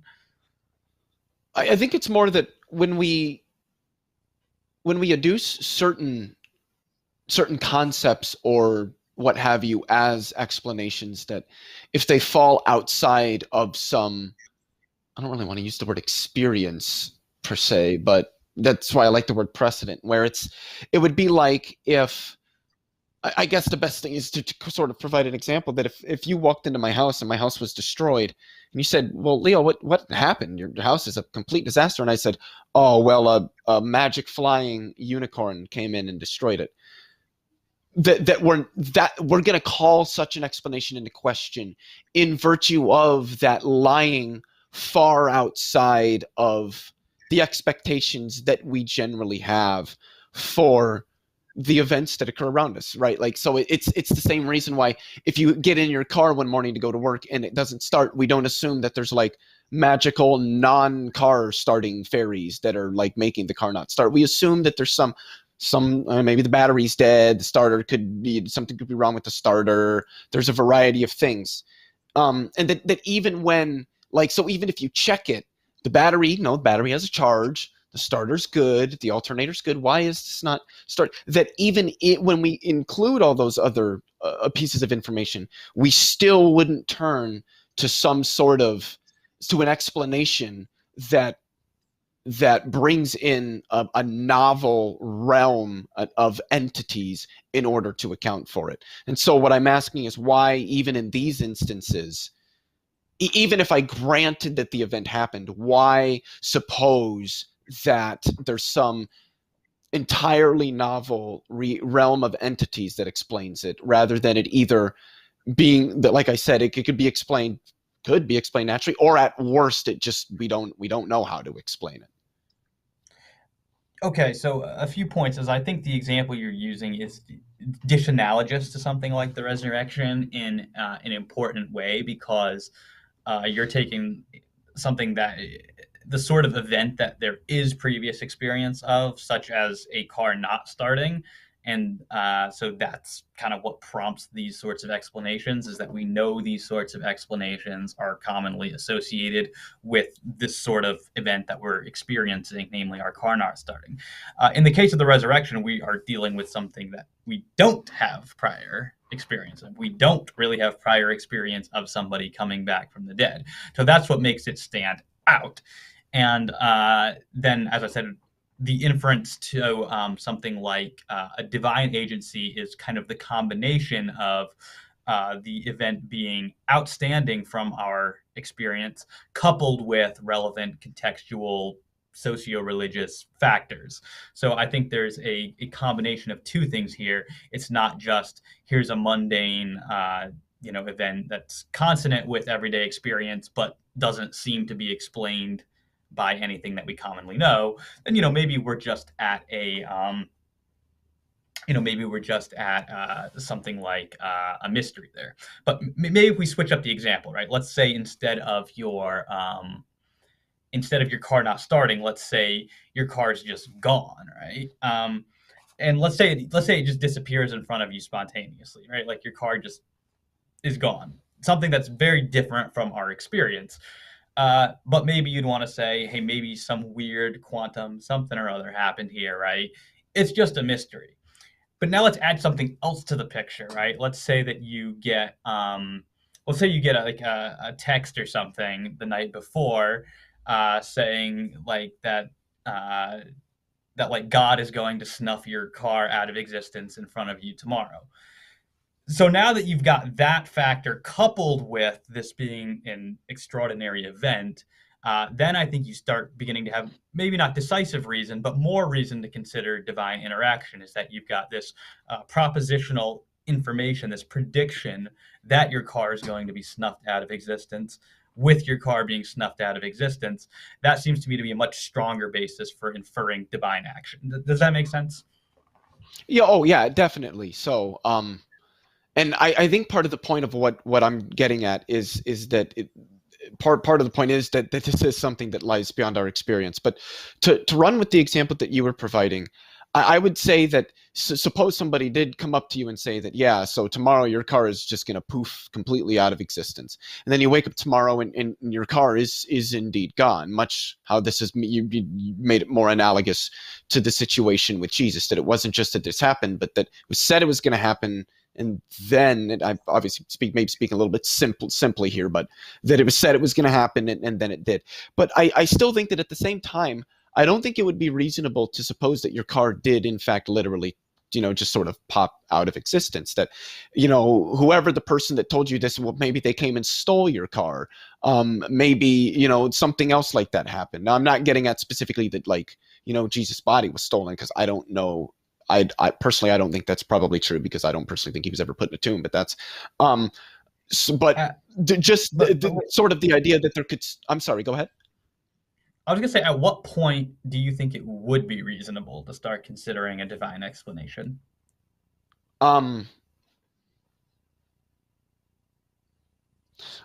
it's hard for me with those kinds of questions. Not that it's necessarily a bad question or something, but with me specifically, it can be difficult to answer them, because there isn't like any specific event that I can point to, whether it's been supposed to happen or not, that I could say that would convince me that something divine happened. What I would need is just something that fulfills rather a standard that I would have for meeting that it would need to meet for outlining the idea that something occurred and causally engaged with our reality to say that something happened. So it's kind of hard. Like, I would need to exist in that time period and probably have experienced this myself or been around when these things were supposedly happening before I could really comment about how it would convince me.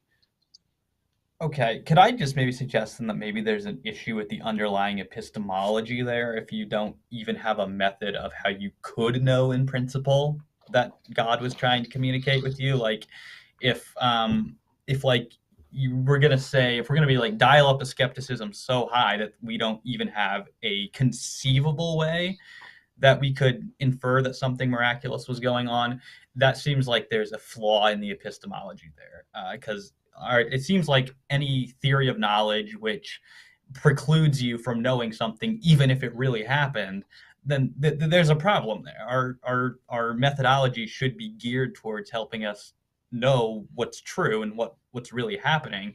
If we're going to say, like, even if God was communicating with me, my epistemology doesn't allow me to recognize that, I think there's a problem with the underlying epistemology. That's just kind of my thought on that. Yeah, I can understand that. I guess what I would say is it's not so much a preclusion as it is that I can't say that there's anything that's led me to. It's more just there's nothing that's led me to believe that. I don't know what would. Maybe I would in that instance or after considering it. But it's more that something that it's these things that are posited would lie so far outside of my normal experience. It's not that I'm saying, well, it can't be that way. It's just that I don't know how I would establish that it is. How do I know that maybe it isn't? If I saw something in the clouds like, oh, hey, Leo, it's God, I'm here. Obviously that's quite contrived, but how do I know that could have been done by some sort of drone or something like that? I could be hallucinating. Those are just things that the question that's begged for me is, how do I rule those out and determine that this is some form of legitimate divine intervention? I'm not saying that couldn't be done, just that I don't know exactly what I would think in any instance like that. It's one of those things that I don't think I can really say a lot about, and unless something like that I would experience it and have that kind of experience, if that makes sense. I do need to shut my camera off for a second. I will still be listening, but I need about 2 minutes. Would that be all right? Sure. Yeah, David's going to be doing his closing remarks anyway, so perfect timing for that. So it's no biggie, okay, man. Just come back when you at least within the next 5 minutes, if that makes sense. Yes, for sure. And I do want to clarify, I will still be listening, but I'll just have my camera off. Okay, sounds good, Leo. All right, we are now going to transition to closing remarks, and as I just said, David is up for his 5-minute closing. So, David, you got it, man, for 5 minutes.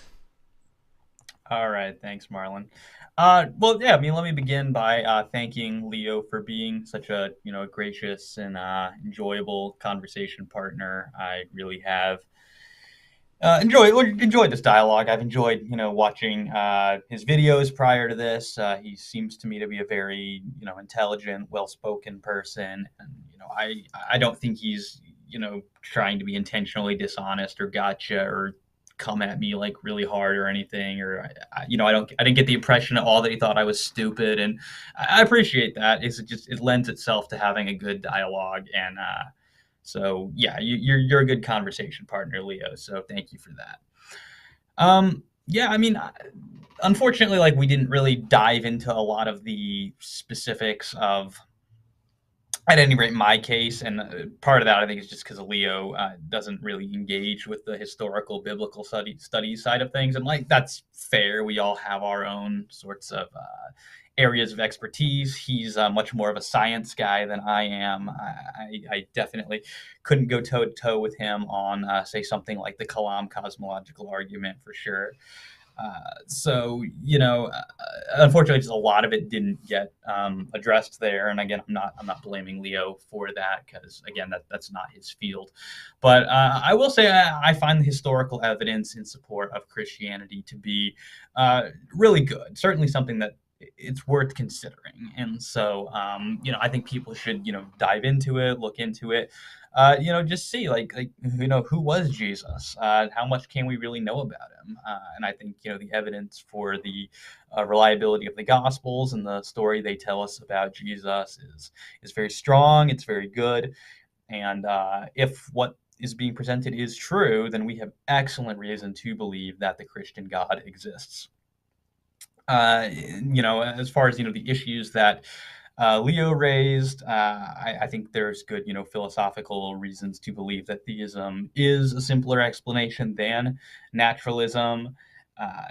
It's, again, difficult to kind of parse out this natural, supernatural distinction. So a lot of his arguments, I think, depended critically on that. That's difficult. And again, problem of suffering. I think there's sufficient work in theodicy that is addressing that. I don't have a whole lot, to say beyond that. Just kind of, to reiterate what I said in my opening statement, is that I think we've got reliable testimony attesting to the resurrection of Jesus, and you've only got 3 options whenever you come up with testimony like that. Either it's going to be true, it's going to be deliberately false, or it's going to be honestly mistaken. And I really don't think that those latter 2 options are very plausible when you consider them, and that only leaves us with the 3rd option.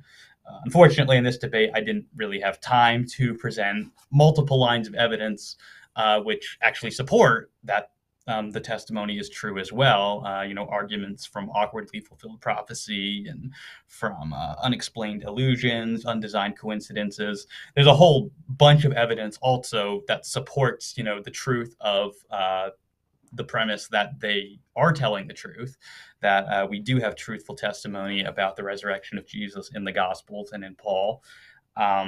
So it doesn't just have to be an argument from elimination, but the way I framed it was as an argument from elimination, and that seems to me to be successful. So if that argument seems persuasive to people, then I think you've got excellent reason to believe that the Christian God does in fact exist. All right. Thank you, David, for your closing remarks. All right, Mr. Leo, you're up for your 5-minute closing, and I will start your time when you begin to speak.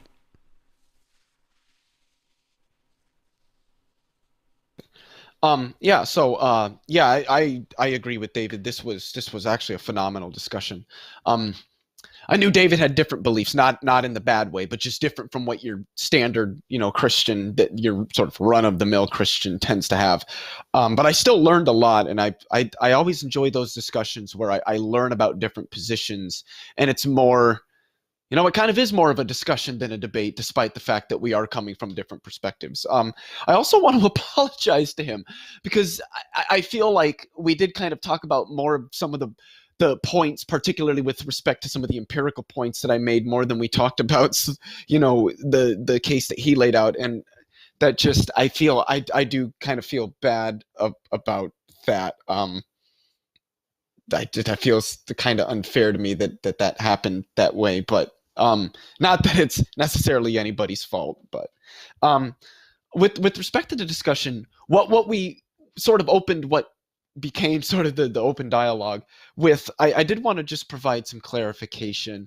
The thing with me is I am a nominalist. I'm not a Platonist. Most of the Platonists that I have seen tend to be non-naturalists, and most naturalists do tend to hold to positions that would, for one or more reasons, sort of preclude Platonistic perspectives. But that I don't think that concepts, whether they be epistemic or metaphysical or linguistic or logical, even things like mathematics, the laws of logic, I think that most of these are convented conceptual apparatuses by humans, that if they exist at all, they exist only in virtue of consisting in the neurophysiological processes that produce the continued structural and processual entity that we call our consciousness. Obviously, my opponent would disagree with that. He's a substance dualist. I am a physicalist. So we have, diametrically opposed views there. That obviously that's fine.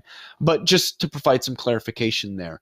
But I don't think, me personally, because I find Platonism very non-intuitive, I don't think that concepts largely pose an issue for naturalism. Some have posed that they do, but I really struggle to sort of, I guess you could say, rationalize that argument and really try to figure out how that plays into how that refutes, or it's a problem for naturalism. But with respect to causality, the notion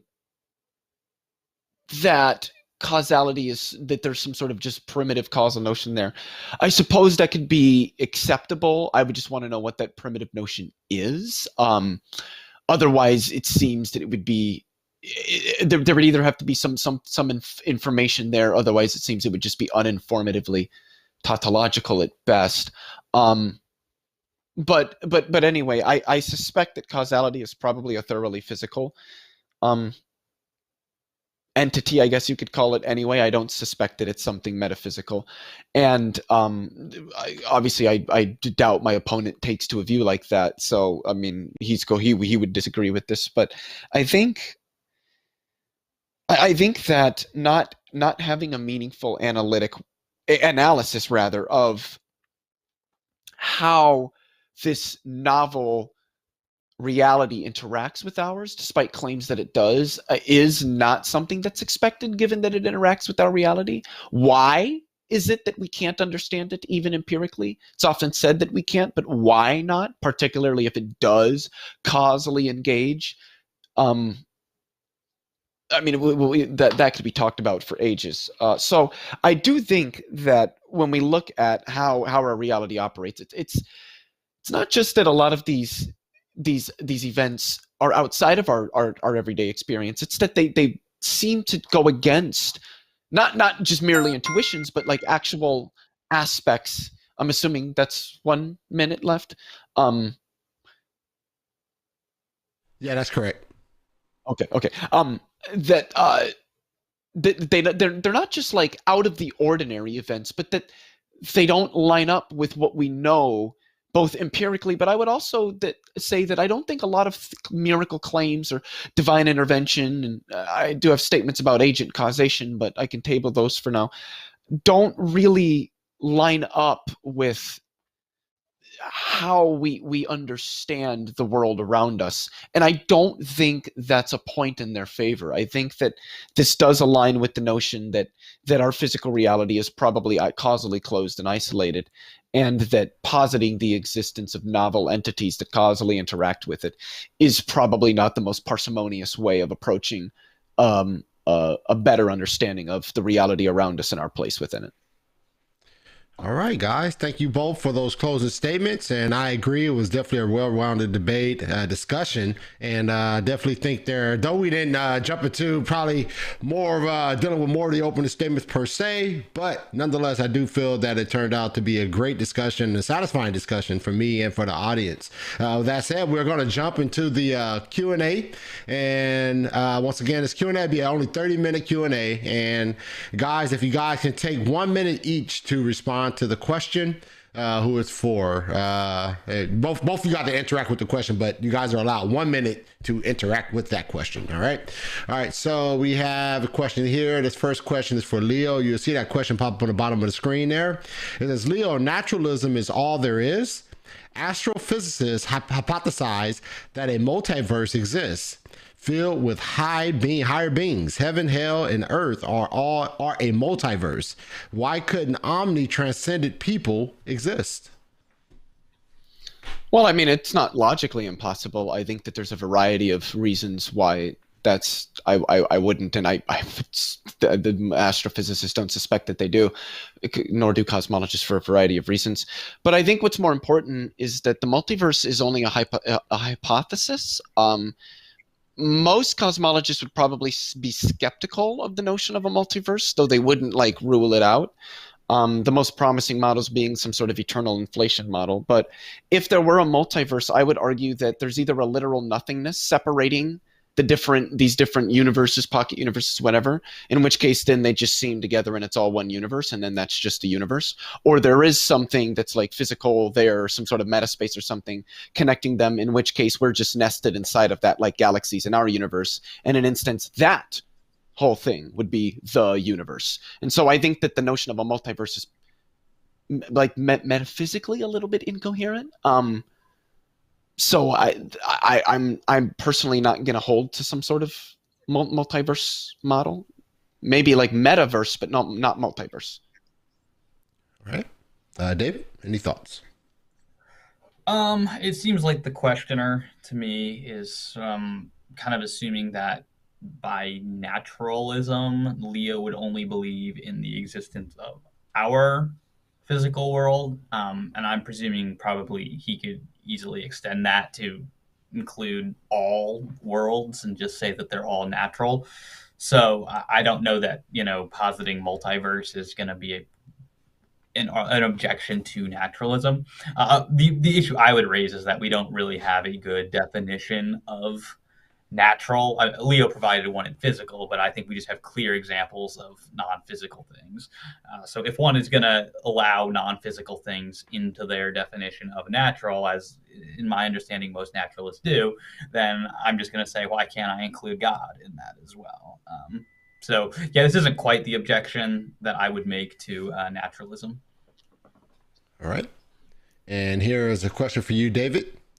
Could it be the case that God does not exist? Okay, so I just know that the precept community doesn't like me very much because of my hardline evidentialism, and I'm assuming that this question is coming at me from a precept perspective, and I'm sorry if I'm misunderstanding the questioner here. Things are what they are, right? So things can't be other than they are. If God exists, then no, it can't be the case that he doesn't exist. If he does not exist, then no, it can't be the case that he doesn't. But when we speak in terms of what could and could not be the case, we are speaking epistemically. We are speaking relative to what we know. So I believe that the Christian God exists. I do not hold that this proposition can be known with epistemic certainty. So yes, there is an epistemic possibility that it could be the case that God does not exist. The proposition that God exists has less than probability 1. That's epistemic, right? So we're not saying that independent of our knowledge, it can be the case that God does or does not exist, right? Either he does or he doesn't. My knowledge of that, my credence of that, strongly is in the position that he does, but it's not all the way there, right? So I don't have 100% certainty of the proposition that God exists. I acknowledge an epistemic possibility that God could not exist. Yes. All right. Leo, any thoughts? Well, I would just say it could be the case. Yes, I don't think there's anything that logically precludes God not existing. I don't think there's, well, it depends on there's certain conceptions of God, I think, that can be logically precluded. But broadly speaking, I don't think that a God concept is logically precluded. But I think it's also the case that God could exist, at least with respect to certain conceptions. All right. All right. So this question is for Leo here. Leo, what do you make of Alan Plantinga's work on the logical problem of evil? As I understand it, his work on it is largely in response to, I believe it's J.L. Mackey's presentation of the logical argument from evil.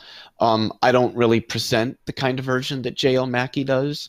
The one that I present is, I don't know who in the philosophical literature may have helped develop it. There's probably a lot of people, but there's some people that I know that are not necessarily professional philosophers that have actually spent quite some time thinking about these things, because philosophy is different than other fields. You don't have to have a PhD in it to think about these kinds of things.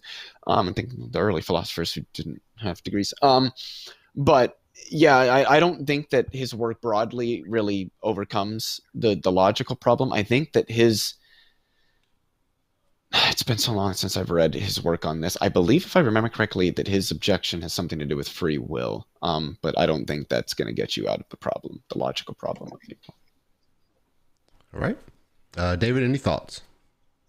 Plantinga's work on it is historically important, so I certainly recommend that everybody who kind of has an interest in philosophy of religion or theodicy should certainly read Plantinga's book, God, Freedom, and Evil. It was actually the first book that I read by Alvin Plantinga. It's only 100 pages. It's very short, and compared to what Plantinga normally writes, it's fairly readable. But no, I don't think that's the end of the conversation by any means. Philosophy has progressed well beyond, Plantinga there, and there's a lot more arguments and responses that have come along since then. So that's certainly not the end of the story. My own recommendation would be to read Trent Doherty's book, The Problem of Animal Pain. Don't let the title fool you. It is not just a theodicy for animal suffering. It is a full-fledged theodicy, but one that also has relevance to the issue of animal suffering. It includes the idea of free will, but it includes more than that. So I think it goes well beyond Plantinga's work and kind of addresses the full range of arguments from evil that are out there. All right. And here's a question for you, David. Thank you, Chuck, for the question. David, why are you skeptical of moral realism? What feasible alternatives are there to explain the existence of objective morals other than it stems from the very nature of God? Well, I'm skeptical of moral realism because I don't, first and foremost, because I have difficulty even rendering intelligible the idea of stance-independent moral facts and obligations. Just for anyone who's wondering, that is the definition, the philosophical definition of moral realism is the position that there are stance-independent moral facts and obligations. I cannot make sense of the idea of a stance-independent ought. Like, I do not know what that means. There are some accounts of stance-independent moral facts I can make sense of, but I cannot make sense of the idea of a stance-independent obligation. So first and foremost, I'm not sure that the thesis of moral realism is entirely intelligible. Separately from whether it's intelligible or not, I don't have any actual evidence to believe that there are stance-independent moral facts and obligations. So those are kind of my two reasons for being skeptical of it. I don't think it makes sense. Even if it does, I don't have any reason to believe that it's true. And then as far as the second part of the question about what feasible alternatives are there to explain the existence of objective morals, other than that it stems from the very nature of God, that question assumes that there are objective, by which I'm assuming he means stance-independent morals, and that's the very thing I'm skeptical of. As to if we accepted that such things existed, what explanation you would have other than God? Check out Eric Wielenberg's work. He's an atheist, ethicist. He offers a Platonic account of moral realism. Again, I don't accept it myself, but I don't see anything wrong with it. It does seem to me that, yeah, an atheist can accept Wielenberg's account, and they've got an explanation for moral realism. So even if I were a moral realist, I wouldn't say, therefore, you have to have God. I think there are viable atheistic explanations of morality. It's just I myself don't know that we have really good reasons to believe in morality. And I realize that that's a weird position for a Christian to take, but that's where I'm at. All right, Leo, any thoughts? No, I don't have any thoughts other than that. Yeah, there are ways to formulate objective moral theories absent the concept of a God. I mean, just consider that according to the 2020 Phil survey, most Western analytic philosophers are atheists and also moral realists. So that certainly shows you that the concept of doing such a thing is very much coherent. All right. And here's a question for both of you. I guess all the questions are both for both of you technically, but specifically it says both speakers. What are some of your top book recommendations on tonight's topic? You want to go first, Leo? Sure. I always get these names mixed up with respect to these books. One of them wrote one and one of them wrote the other. It's because they both start with a J and they have two syllables. I think The Miracle of Theism was Mackey, and then Logic and Theism was Sobol. Am I getting that correct? I think I'm correct there. I think that those two books are pretty good books with respect to just sort of atheism and theism broadly. So that would sort of subsume the topic for tonight. But I think that those books are both really, really good analyses of how the atheists tend to think about these various arguments and concepts and stuff with respect to this discussion. All right, David? Yeah, any theist should read Sobel's Logic and Theism if he wants to see if his theism can survive the very best atheism has to offer. For my side, specifically to Christianity, a good introductory book, I think, is The Case for Jesus by Brant Petrie. It's kind of a much more detailed presentation of the sort of argument that I gave in my opening statement. So I think that's kind of a good starter book. People who want to go deeper might like Richard Bauckham's book, Jesus and the Eyewitnesses. For kind of more general theism, maybe Necessary Existence by Joshua Rasmussen and Alexander Pruss, or if that book's too technical for you, maybe Joshua Rasmussen's got a popularized version of his argument for theism called How Reason Can Lead to God. So those are some books that have been helpful to me, and that might be helpful to people who kind of want to look into these issues deeper. Well, one other one that I'll add for Leo's side is for people who are kind of interested in the sort of objections he was giving me on the topic of divine causation. In my opinion, probably the most challenging book that I've ever read from an atheist is called Divine Intervention by Evan Fales. His objections to the possibility of knowing or understanding God's interaction with the world are really strong.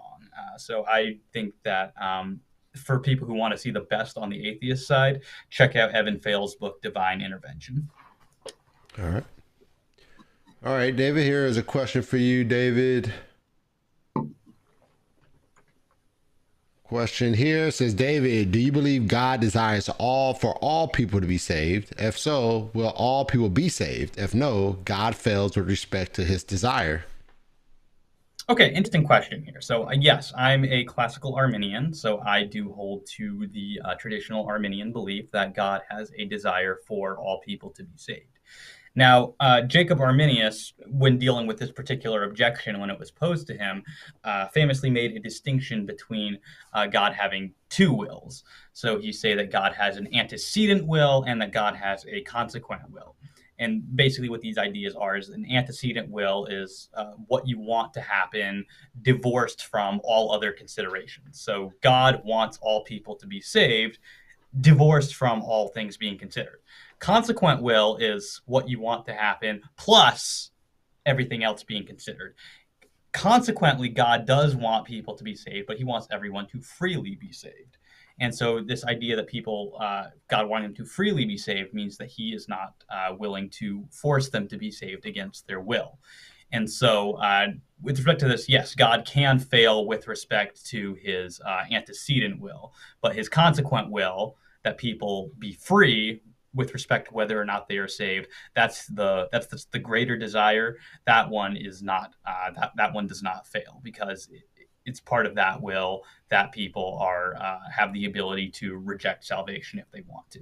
So when we make that distinction, the problem goes away. God's consequent will, that cannot fail. God's antecedent will, yes, that can. And his desire that all people be saved is part of his antecedent will. All right, Leo, any thoughts? Yeah, so and this is an argument that I've propounded against a great many Christians. I must say that myself, I don't feel that any of them have meaningfully overcome the argument. But just to kind of outline it, it's the idea that if God is omnipotent, then that should entail that he is infallible. God never fails.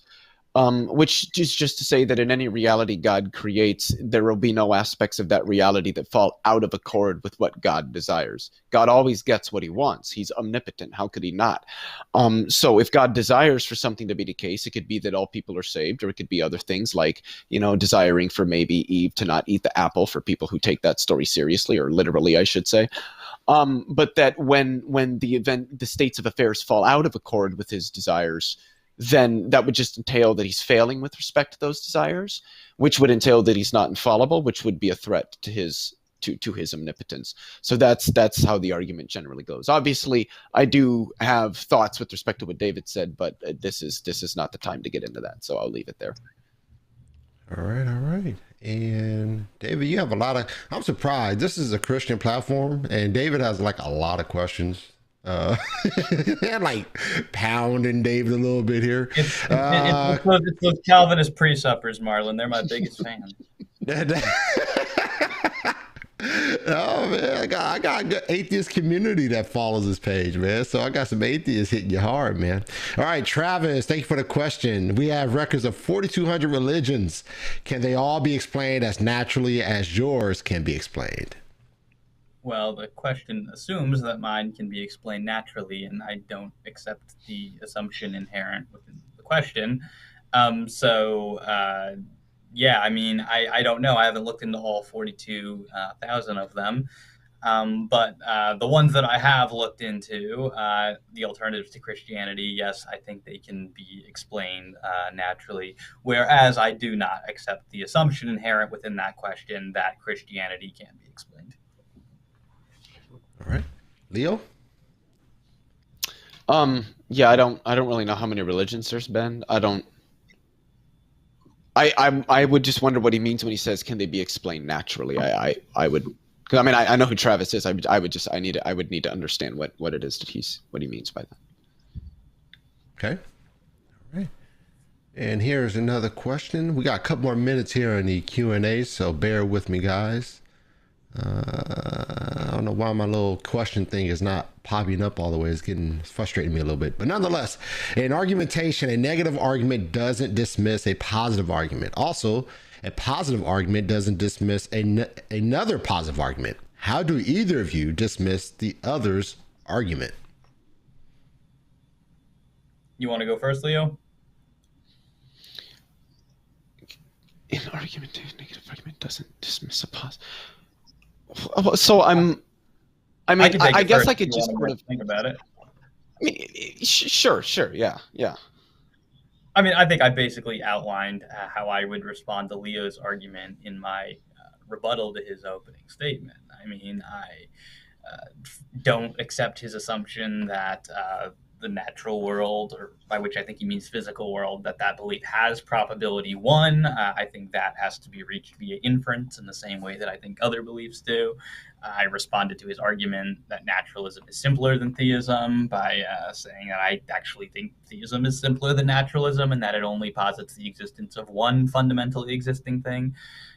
His argument from explanatory scope, I responded to that by saying that just providing examples of facts which don't require a non-physical explanation doesn't show that there are no other facts that wouldn't require those sorts of explanations.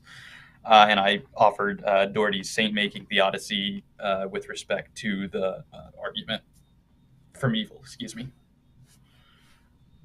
All right, Leo? So I'm just confused by what they're saying. I don't think it's true. Negating the consequent, which is a deductively valid form of the rule of inference, is a negative argument. But if I were to with the problem of evil, I could say that if God exists, then evil does not exist. Evil exists, therefore God does not exist. And whether you accept the argument or not, it is a deductively valid argument. You might not think it's sound, but it is valid. But it does dismiss positive arguments against the positive arguments that at least the classical theistic God does exist. So I'm just confused about their understanding with respect to logic in argumentation, not to sound rude or anything like that, but I just don't think that it's correct. How do I dismiss the other's argument? I think that for both me and David, we would just adduce particular explanations for aspects of the world that we observe that would just fundamentally preclude the other's worldview. I mean, if we take David's argument, then the existence of the Christian God precludes naturalism, obviously. If you take my argument, then the existence of the natural world is all that exists, and that would preclude David's worldview. So I think that there might be different avenues that we take, but I think that the worldviews that we're defending here, if true, would intrinsically preclude the truth of the other person's worldview. At least, because I am taking not just naturalism, but atheism, and that it is the belief that God does not exist, so that it is truth-apt. And I think David would say that his theism is truth-apt as well, and the truth of either of our positions entails the falsity of the other, I would say. All right. And here is another question, and this question's for both of you guys. If the evidence turns out to point against your position tonight, should and would you change your mind? I don't want to go first. Yes. David, you want to, Leo, you want to go first? Who wants to go first? Yes, I would. I don't think that's been done. I think we'll probably both agree that we don't think that's been done necessarily. But I guess sort of just to provide a little nuance, I can say yes, but at the end of the day, you're not convinced of something until you're convinced of something. So I don't really know. I'm a doxastic involuntarist. I do not believe that we choose the things that we believe. So if evidence was presented against my position, would I change my mind? I don't know. It would depend on how I interpret that evidence and how I think about it. I think that there's actually a lot of nuance with respect to how people come to their positions and how people change their minds and things like that. Well, conversely, I am a doxastic voluntarist. I think we can choose what we believe. So I would say stance dependently, yes, I should change my position if the evidence was against it. As to whether I would, I want to say yes. I would want to say that if I thought the evidence supported atheism, I would go there. But it's really hard to say what you would do in another situation until you're there. So, I mean, I want to say yes, I would believe atheism if I thought the evidence supported it. But, I'm not in that position, so I can't say for sure what I would do. All right. And here's a question for you, Leo. As a naturalist, what do you do with the testimonials of Christ's companions, the writings of historians, and the harsh critics of Jesus who testify to his miraculous works? Example given, healings. I would just say that I think that largely the concept of miracles is vacuous and doesn't provide much in the way of like explicative power or predictive capability, and that in virtue of that, adducing such things as explanations can just be precluded unless and until some sort of meaningful and corroborative data is brought forward that they can be meaningfully employed to help account for occurrences in the world. And since that hasn't been done yet, I can just say, I mean, like I said, it's the same thing that, well, your house is a mess. Well, yeah, that's because of the magic unicorn that came in and destroyed it. Well, you're just going to dismiss that because there's no precedent for it. That's so far beyond anything that we have ever expected to do something like that. It's just obviously ridiculous. Now, I don't think miracles are quite as ridiculous as that. I mean, so it's an analogy. It's not perfect, but the general idea being that adducing things that which lie very far beyond our everyday experience and that which don't fit in within the established paradigms. I think in virtue of that, we can be very skeptical of these things until some more corroborative data of whatever sort is brought forward in their favor. All right, David? Yeah, I mean, I don't think the notion of miracles is vacuous. And I think kind of in our interaction, I think I did provide some kind of criteria to adjudicate, when it might be reasonable to infer something that is miraculous. All right. And this will probably be the final question of the night here, and this is for David. David, how do you justify purely actualizer? Okay, I'm not completely sure what they're wanting to know because I did not use the term purely actualizer in my opening. I'm assuming by that he means God as a purely actualizer. And I'll say I'm not a classical theist in like the Anselmian Thomistic sense, where God is thought to be actus purus and strongly ase and impassible and all of that. Like I don't hold that particular conception of classical theism.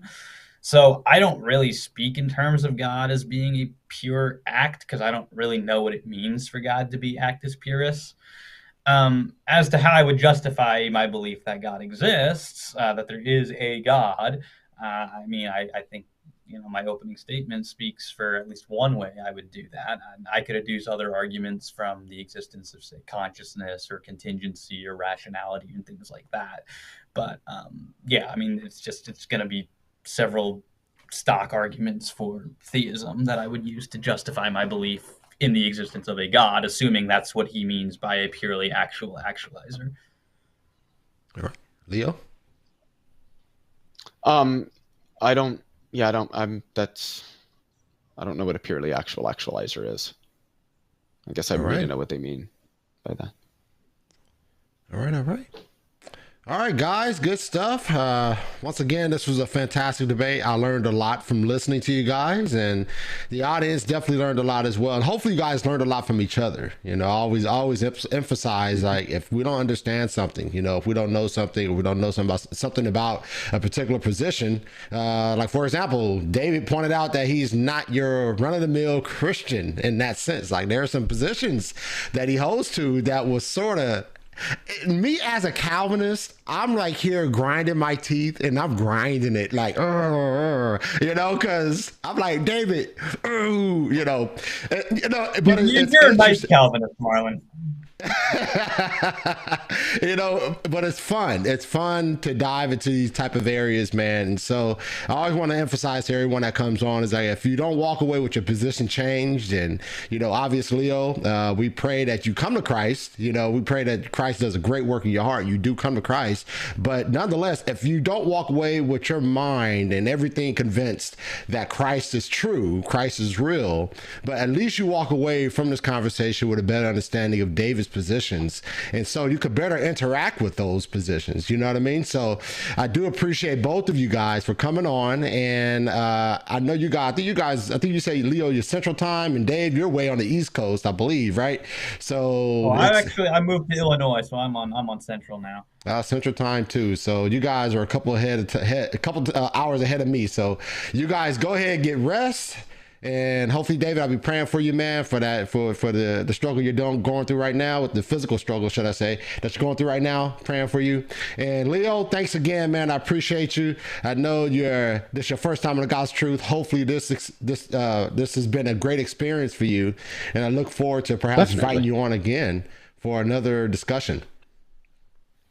Absolutely. Thank you for having me.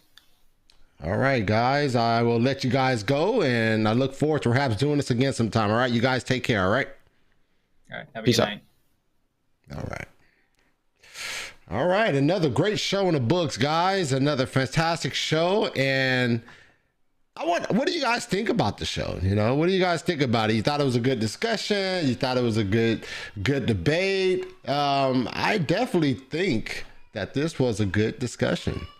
You know, and a lot of people out there, David admitted it, right? A lot of people were probably scratching their head, clawing at their face. No, David, don't say that. But I think there is an important thing that we see here is that every Christian is not molded and shaped the same, right? There are those who have different perspectives.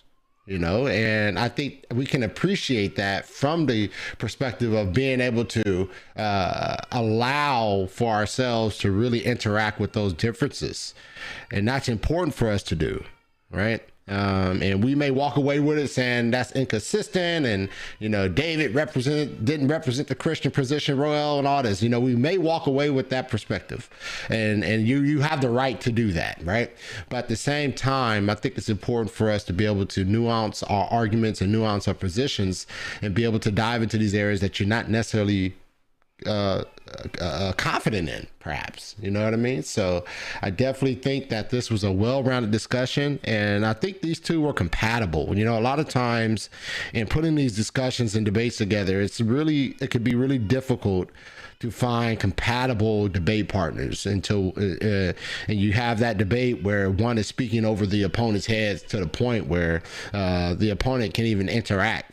You know, so it makes the debate stale and not interesting, you know. So I think these guys were definitely compatible, and I pray that you feel the same. I pray that this debate was a blessing for you, and I pray that you can use this information in your studies and in your drawing closer to the Lord, and actually ministering also to those who don't believe in the Lord. All right.